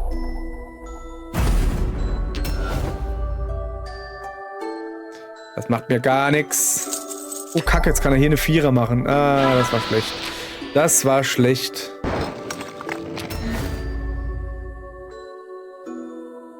So, und ich suche mir... mal gucken, ob es hier noch was anderes gibt. Nee, aber Blau. Komm, Blau. Blau nehmen wir mit.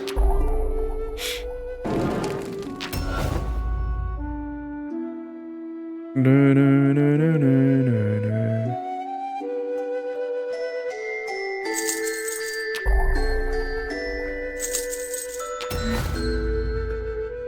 Na, das machen wir nicht.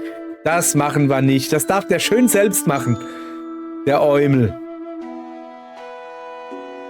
So.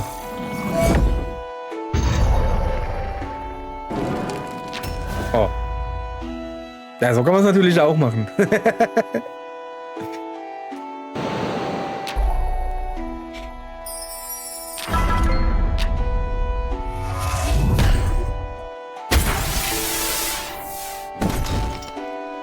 Danke. Junge, jetzt macht er aber einen drauf, oder? Der Kollege. Ja, Ast rein gemacht, Junge. Bin ich jetzt wieder dran, ja? Nee. Jetzt hat endlich, okay. Dann gucken wir erstmal, dass wir den hier machen. Und dann machen wir den hier einfach nochmal. Das nehmen wir einfach so mit. Dann machen wir diesen hier. Oh. Das war jetzt nicht so gut. Da hätte man mal ein bisschen mal nachdenken sollen hier. Ich bin hier ja nicht zum Denken. Da oben ist noch einer. Genau, danke. Jetzt muss ich den machen, weißt du? Kann man da nicht irgendwo was Rotes hier machen? Nee. Da auch nicht. Wie sieht's denn da oben aus? Geht so. Habe ich was Rotes? Nee, dann nehmen wir... Entschuldigung.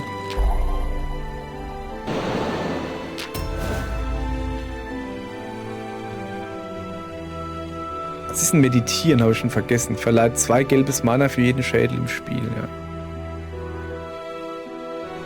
Da, pass auf. Ich muss also mal hier ein bisschen vorwärts kommen.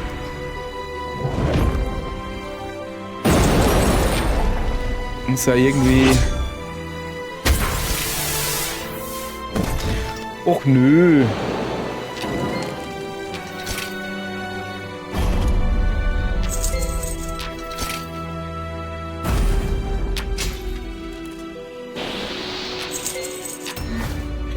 Ja, super.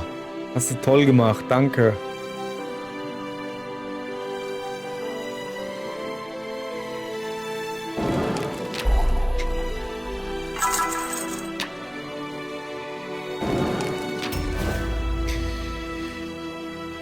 Ja, ja, ja.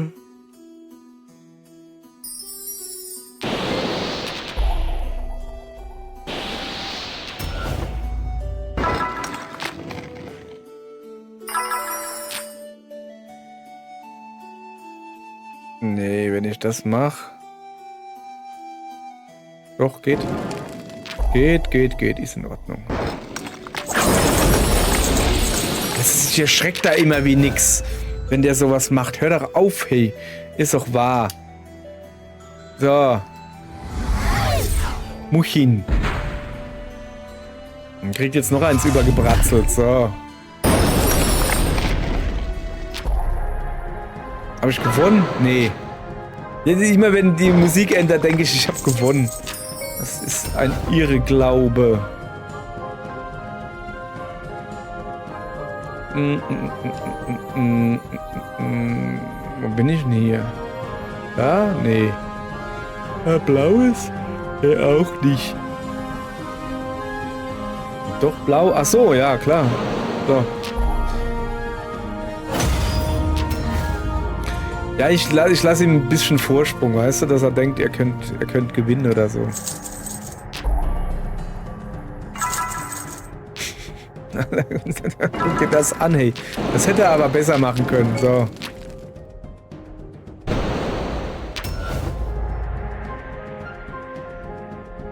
So. Ja gut, dann machen wir wieder den Muchin. So, ich habe da jetzt nämlich keinen Bock mehr auf den. Ich mache jetzt hier den Muchin und dann mache ich ne weg. Dann mache ich ne weg, der Junge. Ihr seid So, siegreich. genau. Aufgabe durchgeführt. Jawohl. Ein Rattenkönig-Amulett habe ich gekriegt. Was macht das? So. Dark Hunter. Fledermäuse im Turm. In der königlichen Gruft haben sich Fledermäuse eingenistet. Du musst dorthin reisen und sie verjagen. Ja, dann nehmen wir. Und die geben wir gleich an. Ich will noch ein bisschen mich umgucken. Guck mal hier. 761 Gold. Ich könnte einen Magierturm machen. Mit einem Magierturm kannst du Zaubersprüche von gefangenen Feinden lernen. Aber dafür müsste ich erstmal Feinde fangen. Und um fangen muss ich erst ein Verlies bauen. Okay, ich baue ein Verlies. So. Und hier ist ein Stall. Im Stall kannst du Reittiere ausbilden und ihre Effektivität im Kampf steigern. Zaubersprüche von gefangenen Feinden. Guck mal, da guckt einer raus. Okay, ich behalte mal erstmal noch das Geld und hoppala. Guck mich mal ein bisschen im Wirtshaus um. Untoter Ärger. Kreaturen aus dem Grab, Skelette und Zombies sind in letzter Zeit überall in Agaria aufgetaucht. Die Ritter haben alle Hände voll zu tun, sie zurück zu Dingsbumsen. So, und jetzt gehen wir mal gucken, ob ich irgendwie was kaufen kann. Ring aus Schädeln, Verderbensritterhelm. Aha. Ja, ich könnte mir eine Kettenpanzerrüstung holen. Ist das besser wie meine? Gewährt dir eine Chance von 50%, einen Punkt zu blockieren, wenn du 2 oder mehr Schaden erleidest. Erfordert Level 5. Was haben wir sonst noch? Das ist alles noch nichts für mich. Das ist was für mich, oder? So, Ring der Luft. Verleiht +1 Punkt gelbes Mana für jeweils 3 Punkte gelbes Mana, die du verdienst. Kaufe ich mir. Gelbes Mana kann man nie genug haben. Ja, würde ich gern ausrüsten. Ach so. Moment. Gegenstände. Da. Rattenkönig-Amulett. Verleiht +3 Gold, wenn du blaues Mana verdienst. Das ist interessant. Hier haben wir nix. Hier haben wir ein langes Schwert und hier haben wir... Verleiht ein gelbes Mana. Also das haben wir. Ja, dann lassen wir das mit dem gelben Mana da. Das lassen wir da. So, dann machen wir noch eine Mission. Was kann ich für euch tun, Euer Majestät? Noch mehr Untote erschlagen? Wenn es so einfach wäre. Ihre Zahl wächst täglich und ich fürchte, wir können sie nicht ewig abwehren. Dann ist jetzt die Zeit zu kämpfen. Das stimmt, aber wir brauchen Hilfe. Im Süden hinter den Bergen in Gallia wohnt ein Krieger. Sein Name ist Sirius Dark Hunter. Er weiß viel über diese Kreaturen. Er kämpft schon sein ganzes Leben gegen sie. Wenn ihr ihn überreden könntet, nach Batonia zu kommen, könnte er uns vielleicht helfen. Ich breche heute Abend auf Gallia auf. Gut, machen wir das, ja? Wo ist Gallia? Da unten. So wie es scheint. Und das da ist ein komisches Icon. Kann ich einfach mal so ins Wäldchen gehen? Einfach mal gucken? Naja, hätte ja sein können, dass hier was ist. Ja gut. Gehe ja schon dahin. Agarischer Pass. Ich habe keinen agarischen Pass. So, aber was bedeutet das da? Ah ja, Wirtshaus. Gucke mal da. Das Grenzgebiet.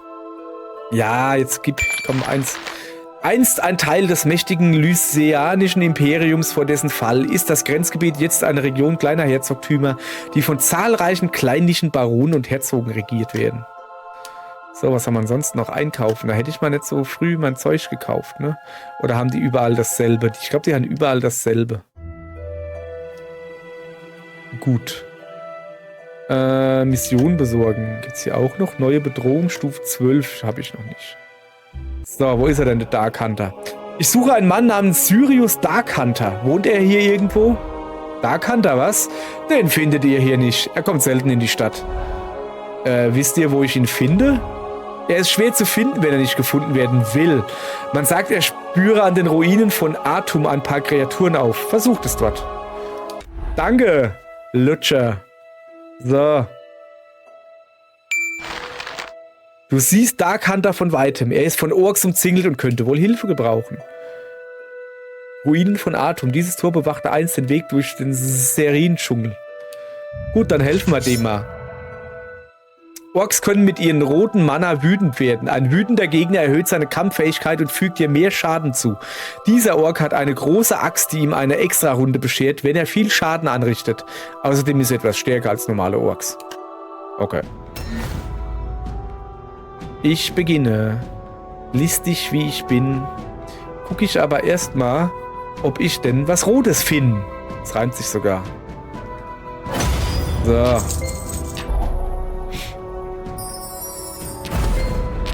Auerle. Ey, das wollte ich machen. Junge, er hat ja jetzt schon runtergeklopft wie nix. Ist ja gut jetzt. So. Ja, keine Ahnung. Mach mal einfach mal. Ach komm. Ach komm, echt jetzt. Das ist ein, oh, komm. Der Computer bescheißt mal wieder. Das ist immer der Computer.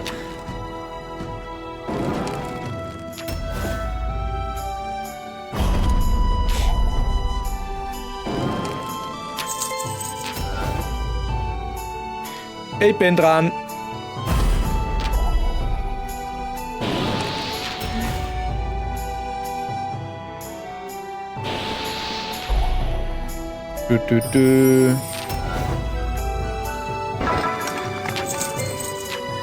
So.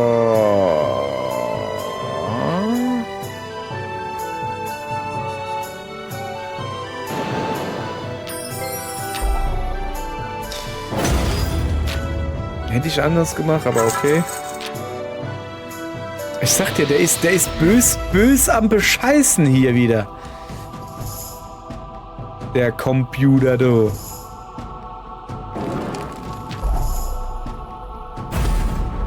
Ach Mann. Ach Mann, hey. Das ist doch ein Witz hier. Komm mal her. Muchin. Und jetzt Schwert ziehen. So, aber ein bisschen runterkloppe hier. So. Komm mal vorwärts, komm mal hier.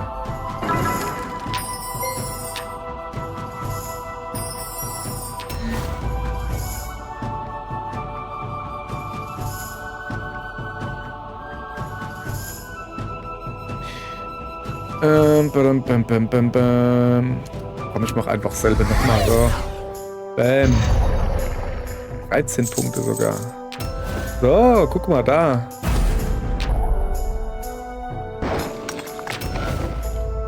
Ach, jetzt läuft's aber bei mich hier. So, hat er nur... Was macht wütend werden nochmal? Vergibt 8 Runden lang einen Buff, der dann rotes Mana zu deiner Kampffähigkeit hinzufügt und du hältst dann einen Bonuszug. Okay. Okay, dann gucken wir mal, dass das rote Mana nicht zu viel wird.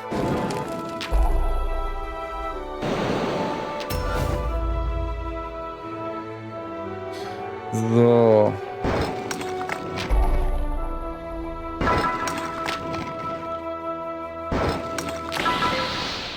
Eieiei.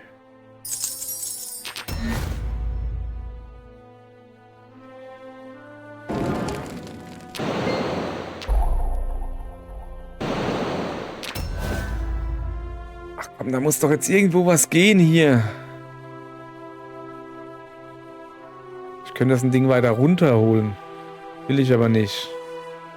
Was macht Meditieren nochmal? Ich hab's schon wieder vergessen.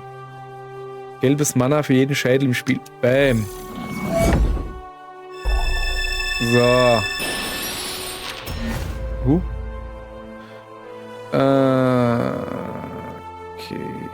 So, machen wir nicht, ne? Machen wir nicht. Desto runterhole ist okay. Aber auch nicht so mega. Ich mache hier den Muchin. Muchin. Und ein Schwert ziehe. Zack. So. Jetzt reden wir hier eine Sprache quasi.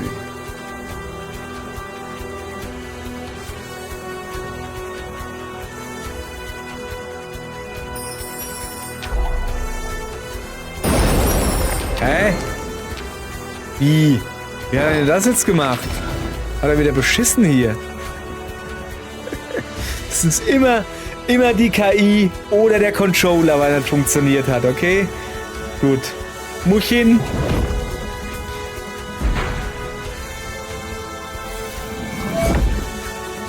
So. Da wird nicht lang gefackelt. Da wird jetzt zack, Schwert in den Kopf. So. Ihr habt mir geholfen, Fremde. Warum? Darf eine Reisende nicht dem anderen helfen? Doch, aber meistens will sie eine Gegenleistung. Was wollt ihr? Die Königin von Bad... Ja, das Untotenproblem. Ich soll euch bestimmt helfen? Ja, das Reich von Agaria wird belagert und wir können die Untoten leider nicht mehr lange abwehren. Wie immer werde ich nur gesucht, wenn jemand dicken Ärger hat. Bitte, ihr müsst uns helfen, ihr werdet reich entlohnt. Den Lohn, den ich suche, kann mir eure Königin nicht bieten. Junge, das ist schon wieder so laut hier. Mach mal hier, das ist ja schlimm. Sag mal, das Soundeffekt ein bisschen runter. Ich muss die Musik noch leiser machen. Mir ballert's hier die Ohren zu. So. Gallia. Die Stadt Gallia mit ihren goldenen Mauern ist die älteste Zitadelle im Grenzgebiet. Ach so. Ach so. Spur der Kobolde. Ah ja, nehmen wir alles an. Mit Hilfe. Darkander ist in Richtung Skell-Sümpfe unterwegs, um einen bösen Zauberer zu finden. Er braucht Hilfe, um die Lakaien des Zauberers fernzuhalten. Ihr sagtet, wir treffen uns in der Stadt, aber jetzt finde ich euch hier draußen. Ja, ich mag keine Städte. Dort fühle ich mich unwohl. Seid ihr bereit, mir nach Batronia zu reisen? Mit mir? So. Alles zu seiner Zeit. Zuerst muss ich noch etwas erledigen. Dazu brauche ich eure Hilfe. Okay, aber das muss schnell gehen. Was für eine Aufgabe ist das? Ich brauche eure Hilfe, um einen bösen Zauberer aus den Skell-Sümpfen vor Gericht zu bringen. Meine Hilfe? Ja, ich weiß, wie ihr kämpft. Ihr seid ein Meister mit Schwert und Bogen. Wozu braucht ihr meine Hilfe? Dieser Zauberer hat ein Haustier. Ein Riesenzombie bewacht ihn. Hoppala. Ich kann nicht gegen beide kämpfen. Wenn ihr den Zombie auf Abstand haltet, kümmere ich mich um den Zaubermeister. Ja, ich werde mein Bestes tun. Aber dann müssen wir schnell nach Norden. Wenn dieser Zauberer vor Gericht steht, stehe ich zu Diensten. Junge, bis der dann vor Gericht steht, das dauert. Guck mal hier, hat er eine rasierte Augenbraue, der Knecht. Mal lieber fesch, hä? So. Alles klar. Wo muss ich hin?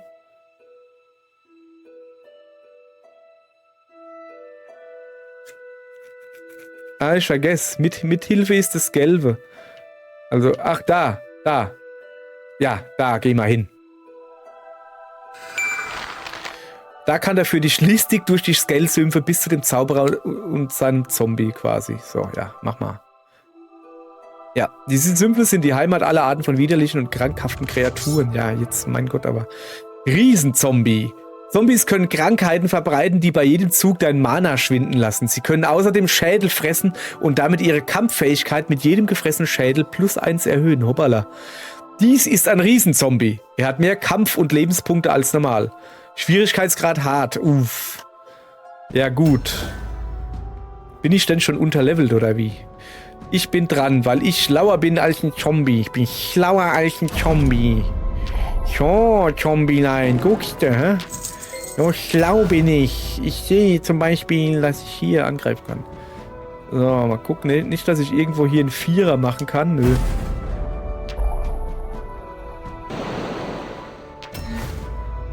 So.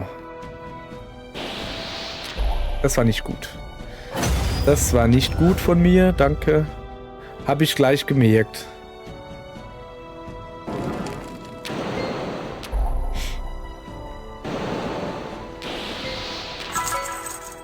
Ist ja gut jetzt. Ja, ist ein guter. So. Ich darf auch mal wieder was machen, ja?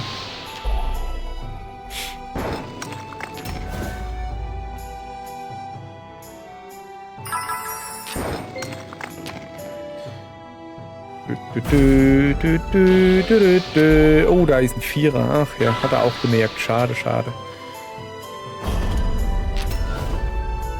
So, lass mal gucken. Ich kann schon die Muschi machen. Muschin. Ich brauche noch Rot.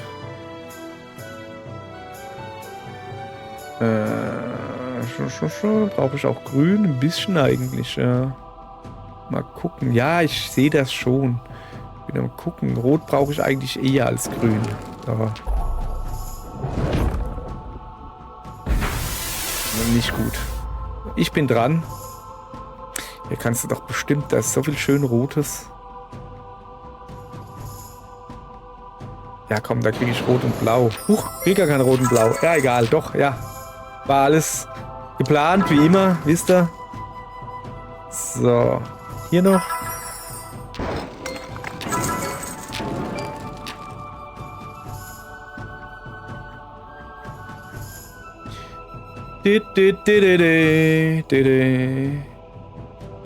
Gucken, wie wir das jetzt hier geschickt machen.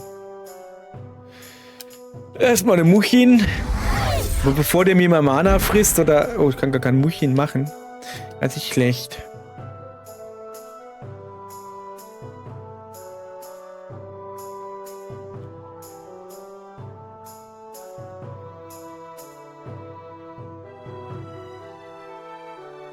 Nächsten Schwertmeisterzauber. Ich muss den also nicht direkt machen. Okay, alles klar. Ach, Kack. So, was brauche ich denn? Blau.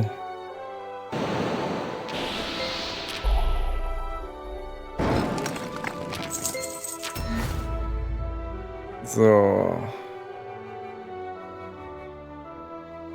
Also, pass auf. Wenn ich das jetzt dazu mache, dann fallen die beiden da runter.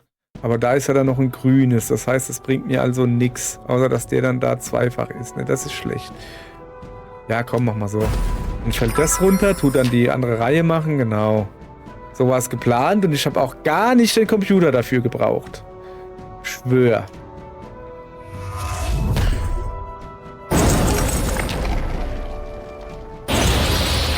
Au.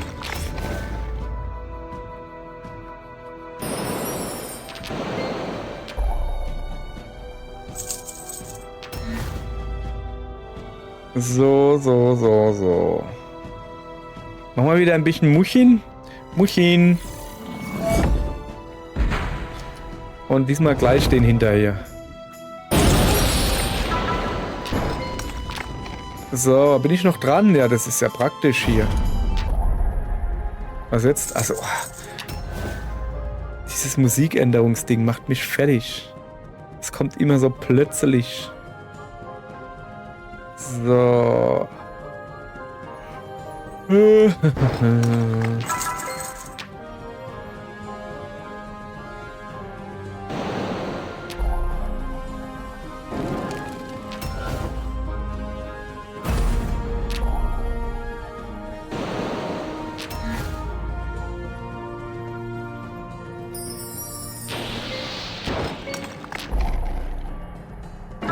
Ach Mann. Ach Mann. Ach, jetzt kriegt er auch noch einen Angriff. Mann. Da, komm, hier. Mach mal den Muchin. Muchin und Schwert ziehen. Zack. Bin ja ein Schwertkämpfer. Ich muss halt viel mit dem Schwert. Ey, warum hat das nicht gereicht? Schlagsafe und ein Ei. Ich glaube, es hackt oder was? Ich dachte, das reicht. Habe ich falsch gedacht. Dann gehe ich mir mal noch ein bisschen XP holen, bevor die Runde hier zu Ende ist. Zack. Bumm.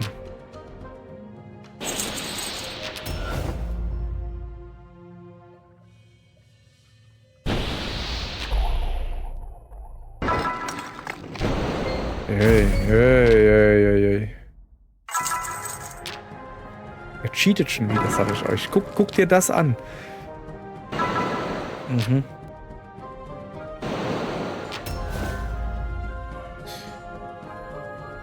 So.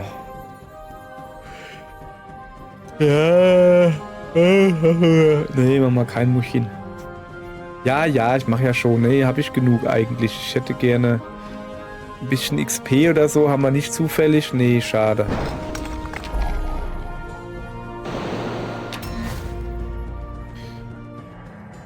So.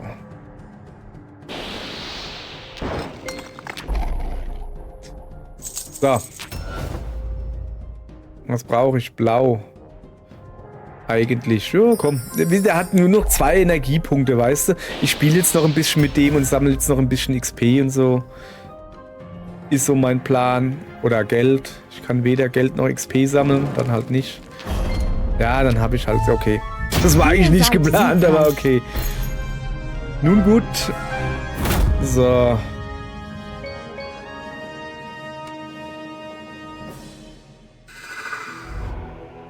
Ich habe den Zauberer gefangen genommen. Gut, geht es jetzt nach Norden? Er soll vor Gericht gebracht werden. Das ist noch nicht passiert. Das habe ich genau gewusst. Und jetzt müssen wir noch ewig warten auf einen Gerichtstermin. Ja, aber kommt, wir sprechen weiter, wenn wir in Gallia sind. Durchgeführt. So.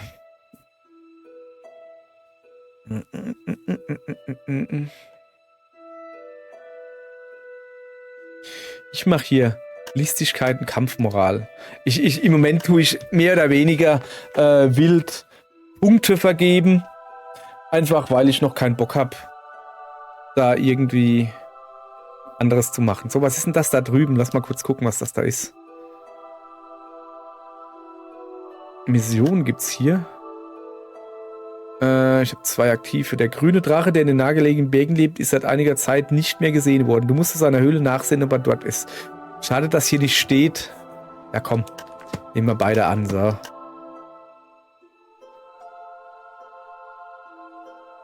Achso, komm. Hier. Drachenhöhle gucken.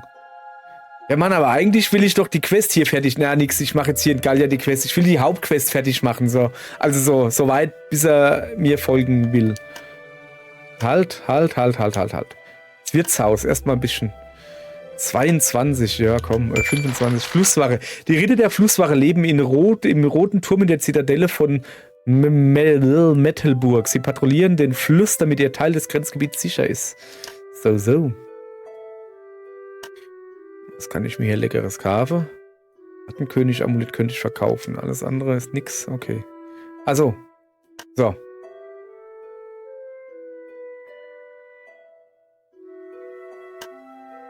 Was sagst du? Du kannst nur 4 Missionen gleichzeitig haben. Beende oder breche eine deiner bestehenden Missionen ab, bevor du weitere annimmst. Ich kann die jetzt nicht weiter annehmen? Okay, dann mache ich den da unten, weil er gerade so in der Nähe ist, ne? Der Kobold.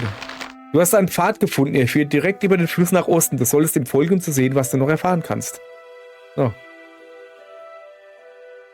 Dieser enge, gewundene, sich schlängelnde Pfad führt nach oben zum Koboldgipfel. So, zack. Kobolde können sich mitten im Gefecht verstecken. Ein versteckter Gegner verursacht doppelten Schaden, wenn er dich trifft. Der Kobold bleibt versteckt, bis du ihm Schaden zufügst. So. Dann gucken wir mal. Ich sehe hier viele schöne Sachen, aber das hier gefällt mir am besten. So, gibt es hier noch eine Viererkette? Ansonsten mache ich den Angriff.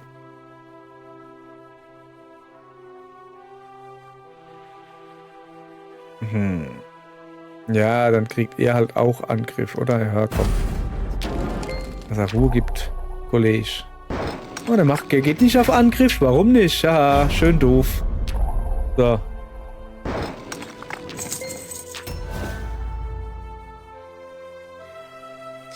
So.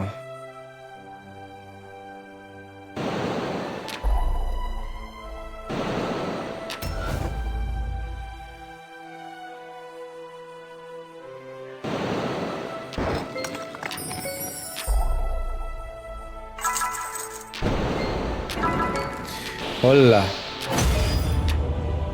Ja, Wahnsinn. Ja, Wahnsinn.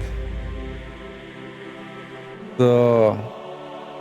Ich brauche mal wieder Geld, wie immer.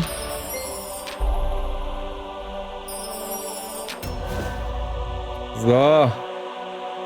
Sieht doch gut aus. Können wir hier irgendwo einen Vierer machen? Ansonsten würde ich den Muchin machen. Nee, kennen wir nicht. Okay, dann machen wir eine Muchin. Ja. Muchin gemacht. Und jetzt hier. Zap, zarab. Hui, das hat geballert. So, so, so. Was sind wir denn hier? Was brauche ich denn eigentlich? Rot und Grün nehme ich so Hühn. Oder so. Ei, der Schlag, das kann er da oben mich angreifen. Machen wir noch ein bisschen Muschin. Machen wir noch eine Muschin. Ja, ich muss mal den Muschin noch einmal. Ja, noch einmal den Muschin.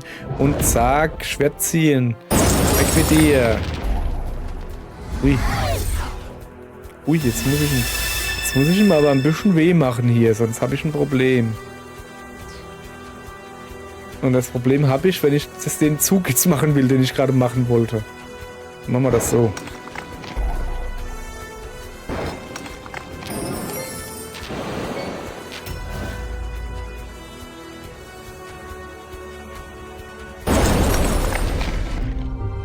Ihr seid Easy. Easy. Du findest einen Weg, der nach oben zu einer Reihe Höhlen in den Bergen führt. Du solltest mit dieser Neuigkeit zurück nach Gallia. So. Also, 1, 2, Spur der Kobolde. Ja, muss ich jetzt noch abgeben oder hat er noch was Neues jetzt für mich? Sag ich mal her. Kehre mit Neuigkeit zurück. Ah, das war's schon. Okay. Kann ich jetzt hier die Mission endlich annehmen? Friedensgespräche. Du musst in die Heimat der Kobolde zum Koboldengipfel, nicht was ich gelesen habe, reisen und versuchen, sie davon zu überzeugten, ihre Überfälle auf die Grenzgebiete einzustellen. Junge, was ist denn mit den Schreibfehlern hier los? So, wir können den Zauberer hier bei den Wachen in Gallia lassen und nach Norden reisen. Nein, er will ihn vor Gericht stellen. Warum nicht? Er muss zur Flusswache in Mätelburg gebracht werden. Etwas verändert sich, nicht nur nördlich der Berge, sondern auch hier. Es ist wie ein Sturm, ein Riesensturm. Ich merke, dass ihr ihn auch spürt. Ich habe im letzten Monat gegen 3 Zauberer gekämpft. Die Flusswache beschützt den Großteil des Grenzgebiets und sie wollen ihm Fragen stellen. Fragen, die er beantworten wird. Irgendwann. Dann bringen wir ihn zur Flusswache. Gebt mir euer Wort, dass er dann mit mir nach Norden reist. Wir bringen ihn nicht. Das macht ihr. Wie? Ich? Warum ich? Ihr habt ihn gefangen. Ich darf nicht in die Nähe von Mätelburg. Ihr müsst an meiner Stelle gehen. Ja, aber warum? Was habt ihr Schlimmes getan? Ihr versucht den Leuten zu helfen.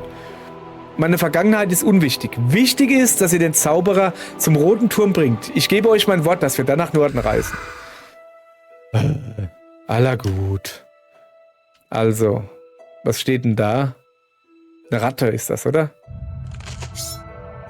Gut. Riesenratte. Ich beginne mit einer solchen Combo.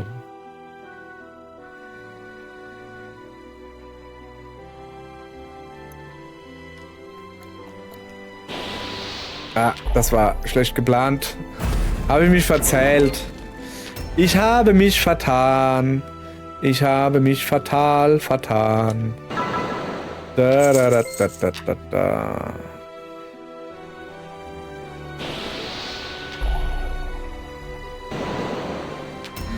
Ja, dann machen wir gleich die Muchin.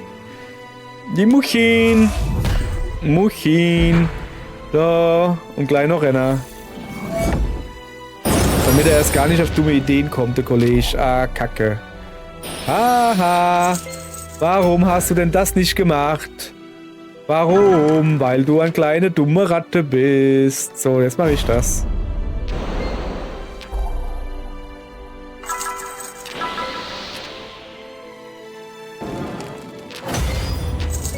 Eure Gewalt. Das machen wir natürlich nicht. So, machen wir das, genau. Und jetzt machen wir den hier, oder? Ja.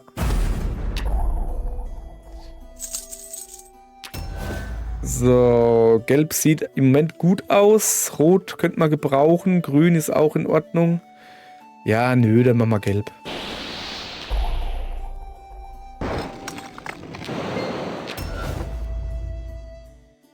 Ein bisschen rot.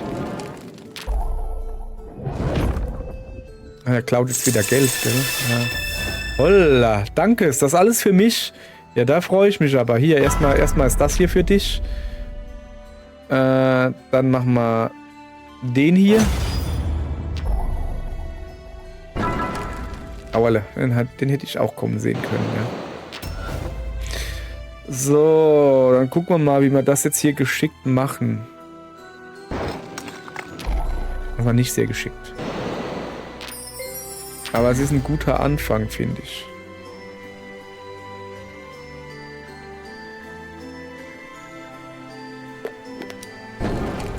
So.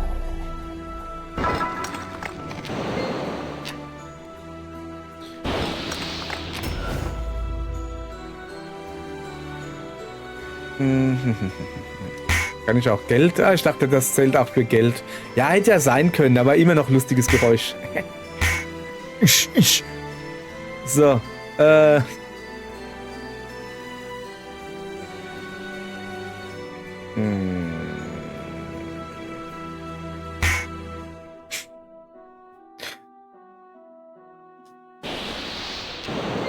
So.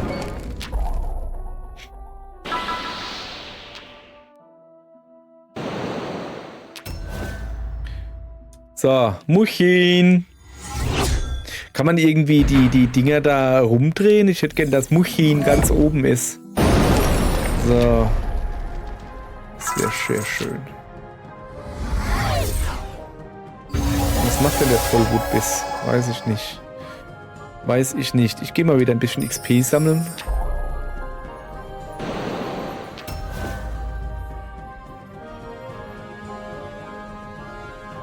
So.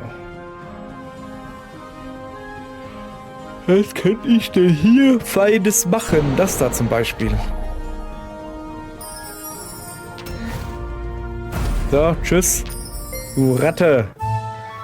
Ihr seid siegreich. Ihr seid siegreich. Schön. Also, der Gefangene. Mätelburg ist eine imposante Stadt auf einem Hügel über dem Fluss Mätel. Mitten im Zentrum der Stadt steht ein riesiger roter Turm, das Zuhause der Flusswache. Ui, der ist ja wirklich rot. Mätelburg. Seht euch gut um, mein Mädchen. Beim nächsten Besuch wird diese Stadt nur noch Untote beherbergen. Wer bist denn du? Morg. Halt den Mund, Zauberer. Achso, der heißt so. Der Name ist Morg. Lord Morg. Lord Morg. Lernt erstmal Respekt, Mädchen. Ihr müsst Respekt lernen und jetzt seid still. Reden könnt ihr genug, wenn wir im roten Turm sind. So, dann besuchen wir mal die Flusswache. Wartet, hört her. Bevor ihr mich übergebt, mache ich euch ein Angebot. Ihr könnt mir nichts Interessantes bieten. Nee, lass ihn reden, Mädel, lass ihn reden. Woher wisst ihr das, wenn ihr mich nicht anhört? Ich warne euch, seid still. Ihr sucht Informationen, stimmt's? Ihr wollt wissen, woher die Untoten, die euer Land plagen, herkommen, oder? Wisst ihr etwas? Oh, ich weiß vieles. Wenn ihr mich zurück nach Skelheim bringt und freilasst, dann sag ich euch alles. Ihr lügt. Nein, ich bin ein ehrlicher Mann. Nicht wie euer Freund Dark Hunter da hinten. Er hat euch manipuliert, ihm zu helfen. Ihr rennt auf seinen Befehl nach Mätelburg, anstatt oben im Norden euren Leuten zu helfen. Sagt mir, was ihr wisst. Sofort. Niemals. Ich sage euch alles, wenn ich in Skelheim und frei bin. Dann schenke ich euch sogar etwas. Ein antikes Schwert, das euch von Nutzen sein wird. Aber ihr müsst mich erst freilassen. Ich denke drüber nach. So. Mätelburg ist die Heimat der Flusswache. Die Kriegerhorden der das Grenzgebiet. Besucht die Flusswache. War ich da nicht gerade? Ah. Warum bringt ihr uns diesen Gefangenen? Wir haben ihn in Skelheim gefasst. Er und sein untoter Diener haben eine Reisende aus Gallia angegriffen. Moment. Hätte ich jetzt zurück nach Skelheim gehen müssen, um ihn da abzugeben? Oder wie? Warum habt ihr nicht den Behörden in Gallia oder Drakenburg überlassen? Wozu habt ihr ihn nach Mätelburg gebracht? Mein Gefährte schlug vor, ihn herzubringen. Er dachte wohl, dass ihr den Gefangenen befragen wollt. Er ist der dritte Zauberer, der in letzter Zeit hier in der Gegend gefangen wurde. Und dieser Gefährte von euch, wo ist er? Er ist in Gallia geblieben. Ihr kennt ihn bestimmt. Sein Name ist Sirius Darkhanter. Sag's doch noch lauter. Ich glaube, er will nicht erwähnt werden. Bitte nennt diesen Namen nicht nochmal. Ihr hattet aber recht, den Gefangenen herzubringen. Okay, gut. Dann wisst ihr von diesen Zauberern. Wir glauben, dass sie auch in meiner Heimat... Ihr wisst, was ich meine, okay? Die sind die Anhänger eines Kultes aus dem hohen Norden, Diener von Bane, dem Herrn des Todes. Seit einiger Zeit, Junge, macht der Text hier. Seit einiger Zeit dringen sie in unser Land ein und stiften Chaos. Den letzten, den wir fanden, übergaben wir unseren Inquisitoren. Er hat nicht lange überlebt, aber als er starb, erhob sich sein Körper wie ein gulenhaftes Wesen und zerstörte den halben Turm. Diesen Fehler machen wir nicht noch einmal. Dieses Mal ist die Befragung langsamer. Mein Gefährte Dark Hunter darf nicht nach Mätelburg. Was habt ihr gegen ihn? Er scheint mir in Ordnung zu sein. Wie sie extra nochmal sagt, mein Gefährte, und dann nochmal den Namen, nachdem sie gesagt gekriegt hat, erwähnt den Namen nicht. Also mein Gefährte, Dark Hunter, den schreibt man D-A-R und so weiter. Der Schein kann trügen, Mädchen, vergesst das nicht. Und ich sagte doch, ihr sollt den Namen nicht mehr nennen, siehste? Danke für den Gefangenen, jetzt geht. Okay. Da unten ist noch ein Trollgedönse. So, ich muss also zurück nach Gallia. Zeig ich mal kurz. Da ist noch dieser komische Drachenhöhle, da wo wir hin müssen. Also wir müssen auf jeden Fall nach Gallia, ja? Gallia, ja. So, finde Dark Hunter. Ich gehe erstmal gucken, was es für Missionen gibt. Friedensgespräche, ja, nee, ich muss hier Dark Hunter finden. Ihr habt den Zauberer zum Roten Turm gebracht? Die Angelegenheit ist erledigt. Jetzt müssen wir nach Norden. Wie versprochen, es geht gen Norden. Yeah. Da kann das Aufgabe in den Grenzgebieten ist endlich erfüllt. Ihr könnt jetzt nach Norden reisen. Der Gefangene, Dark Hunter wird dein Begleiter. Du kannst eine Liste deiner Begleiter in deinem Heldeninventar einsehen. Was ist denn ein Heldeninventar? Sirius Dark Hunter, Rasse Halbelf, Geschlecht männlich, Alter 32 schon. Ist doch ein Halbelf. Wenn er eine Stunde früher geboren wäre, wäre er 9:30. So, ja. Also heißt ein Halbelf, dass nur halb so alt ist wie ein Elf, also als Elf wäre er 64 oder wie? Dark Hunter fügt jeder untoten Kreatur am Anfang jedes Kampfes 10 Punkte Schaden zu. Sirius Dark Hunter ist ein mysteriöser Krieger aus dem Grenzgebiet. Obwohl er relativ jung ist, hat er bereits den Ruf, ein gefürchteter Jäger untoter Kreaturen zu sein. Er ist schweigsam und nachdenklich und spricht nicht gern über seine Vergangenheit. Nun gut, kann ich irgendwie rauszoomen? Ja, kann ich. Also, wir müssen da oben hin. Will ich aber nicht. Ich will noch hier ein bisschen gucken. Junge, bin ich das? Die sieht gar nicht nach mir aus. Er hat viel zu glatte Haare hier. Ich würde sagen, wir machen erst noch ein paar Nebenquests, weil was können. Warte mal, Party. Ich muss mal gucken, was das ist. Hier siehst du alle Begleiter, die momentan mit dir reisen. Du kannst immer höchstens 8 Begleiter haben. Die meisten kannst du irgendwann absetzen oder später wieder aufnehmen, wenn du ihre Hilfe brauchst. Was bringt denn das? Also kann ich den auch raus? So. Entfernen. Nein, bleib schon hier, ist schon in Ordnung. Also was bringt das aber hier? Siege? Oh, dieses Menü macht mich fertig. Da unten. Guck, ich drücke jetzt einmal nach rechts, dann müsste Reittiere kommen. Es kommt aber Siege. Ach so, nur die roten Steine sind die, wo ich... Ah, ja. Okay, haben wir wieder was gelernt. Was ist denn Held? Das bin ich. Ja, das bin ich. So, also, weiter geht es nach Skelheim, aber ohne euch. Das war's nämlich. Guck mal hier. Wir haben knappe 12 Stunden, ein bisschen mehr. Jetzt werde ich auch noch bayerisch reden, das ist schlimm. Also, wir haben knappe pelzige Worte. Wir haben knappe 2 Stunden gezockt. Jetzt habt ihr so eine ungefähre Ahnung, wie das Spiel funktioniert. Für ein Let's Play ist das hier nix für mich, weil ich ja so viel labern muss. Ich habe einen ganz trockenen Hals. Nicht das, was ich gerade sagen wollte. Aber der ist auch trocken. Ja, reicht heute. Normalerweise wäre das halt ein Live-Let's Play geworden, wo das dann einfach im Live-Ordner ist und sieht keiner. Und dann können sich noch ein paar angucken. Aber ja, aus Gründen des Internets ist es halt nicht so.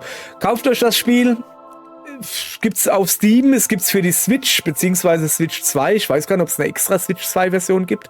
Müssen wir mal gucken. Wobei, ja, ist jetzt nicht so wichtig, dass man da höher als 1080p hat oder so bei dem Spiel. Macht Fetz und geht ewig lang, kann ich euch sagen. Ich glaube, Also das Originalspiel ging so um die 30 Stunden und da sind ja noch DLCs und alles noch dabei. Also ich schätze mal, mit 50 Stunden wäre der gut dabei. Also macht schon Fetz. Ich empfehle es auf dem Steam Deck oder auf der Switch 2 oder 1. Leider habe ich es mir auf Steam gekauft. Wäre ich schlau gewesen, hätte ich es mir für die Switch 2 gekauft. Naja, ist ja auch egal. So, ich wollte eigentlich Tschüss sagen, schon vor 5 Minuten. Tschüss, man sieht sich. Oder so. So, tschüss, genau.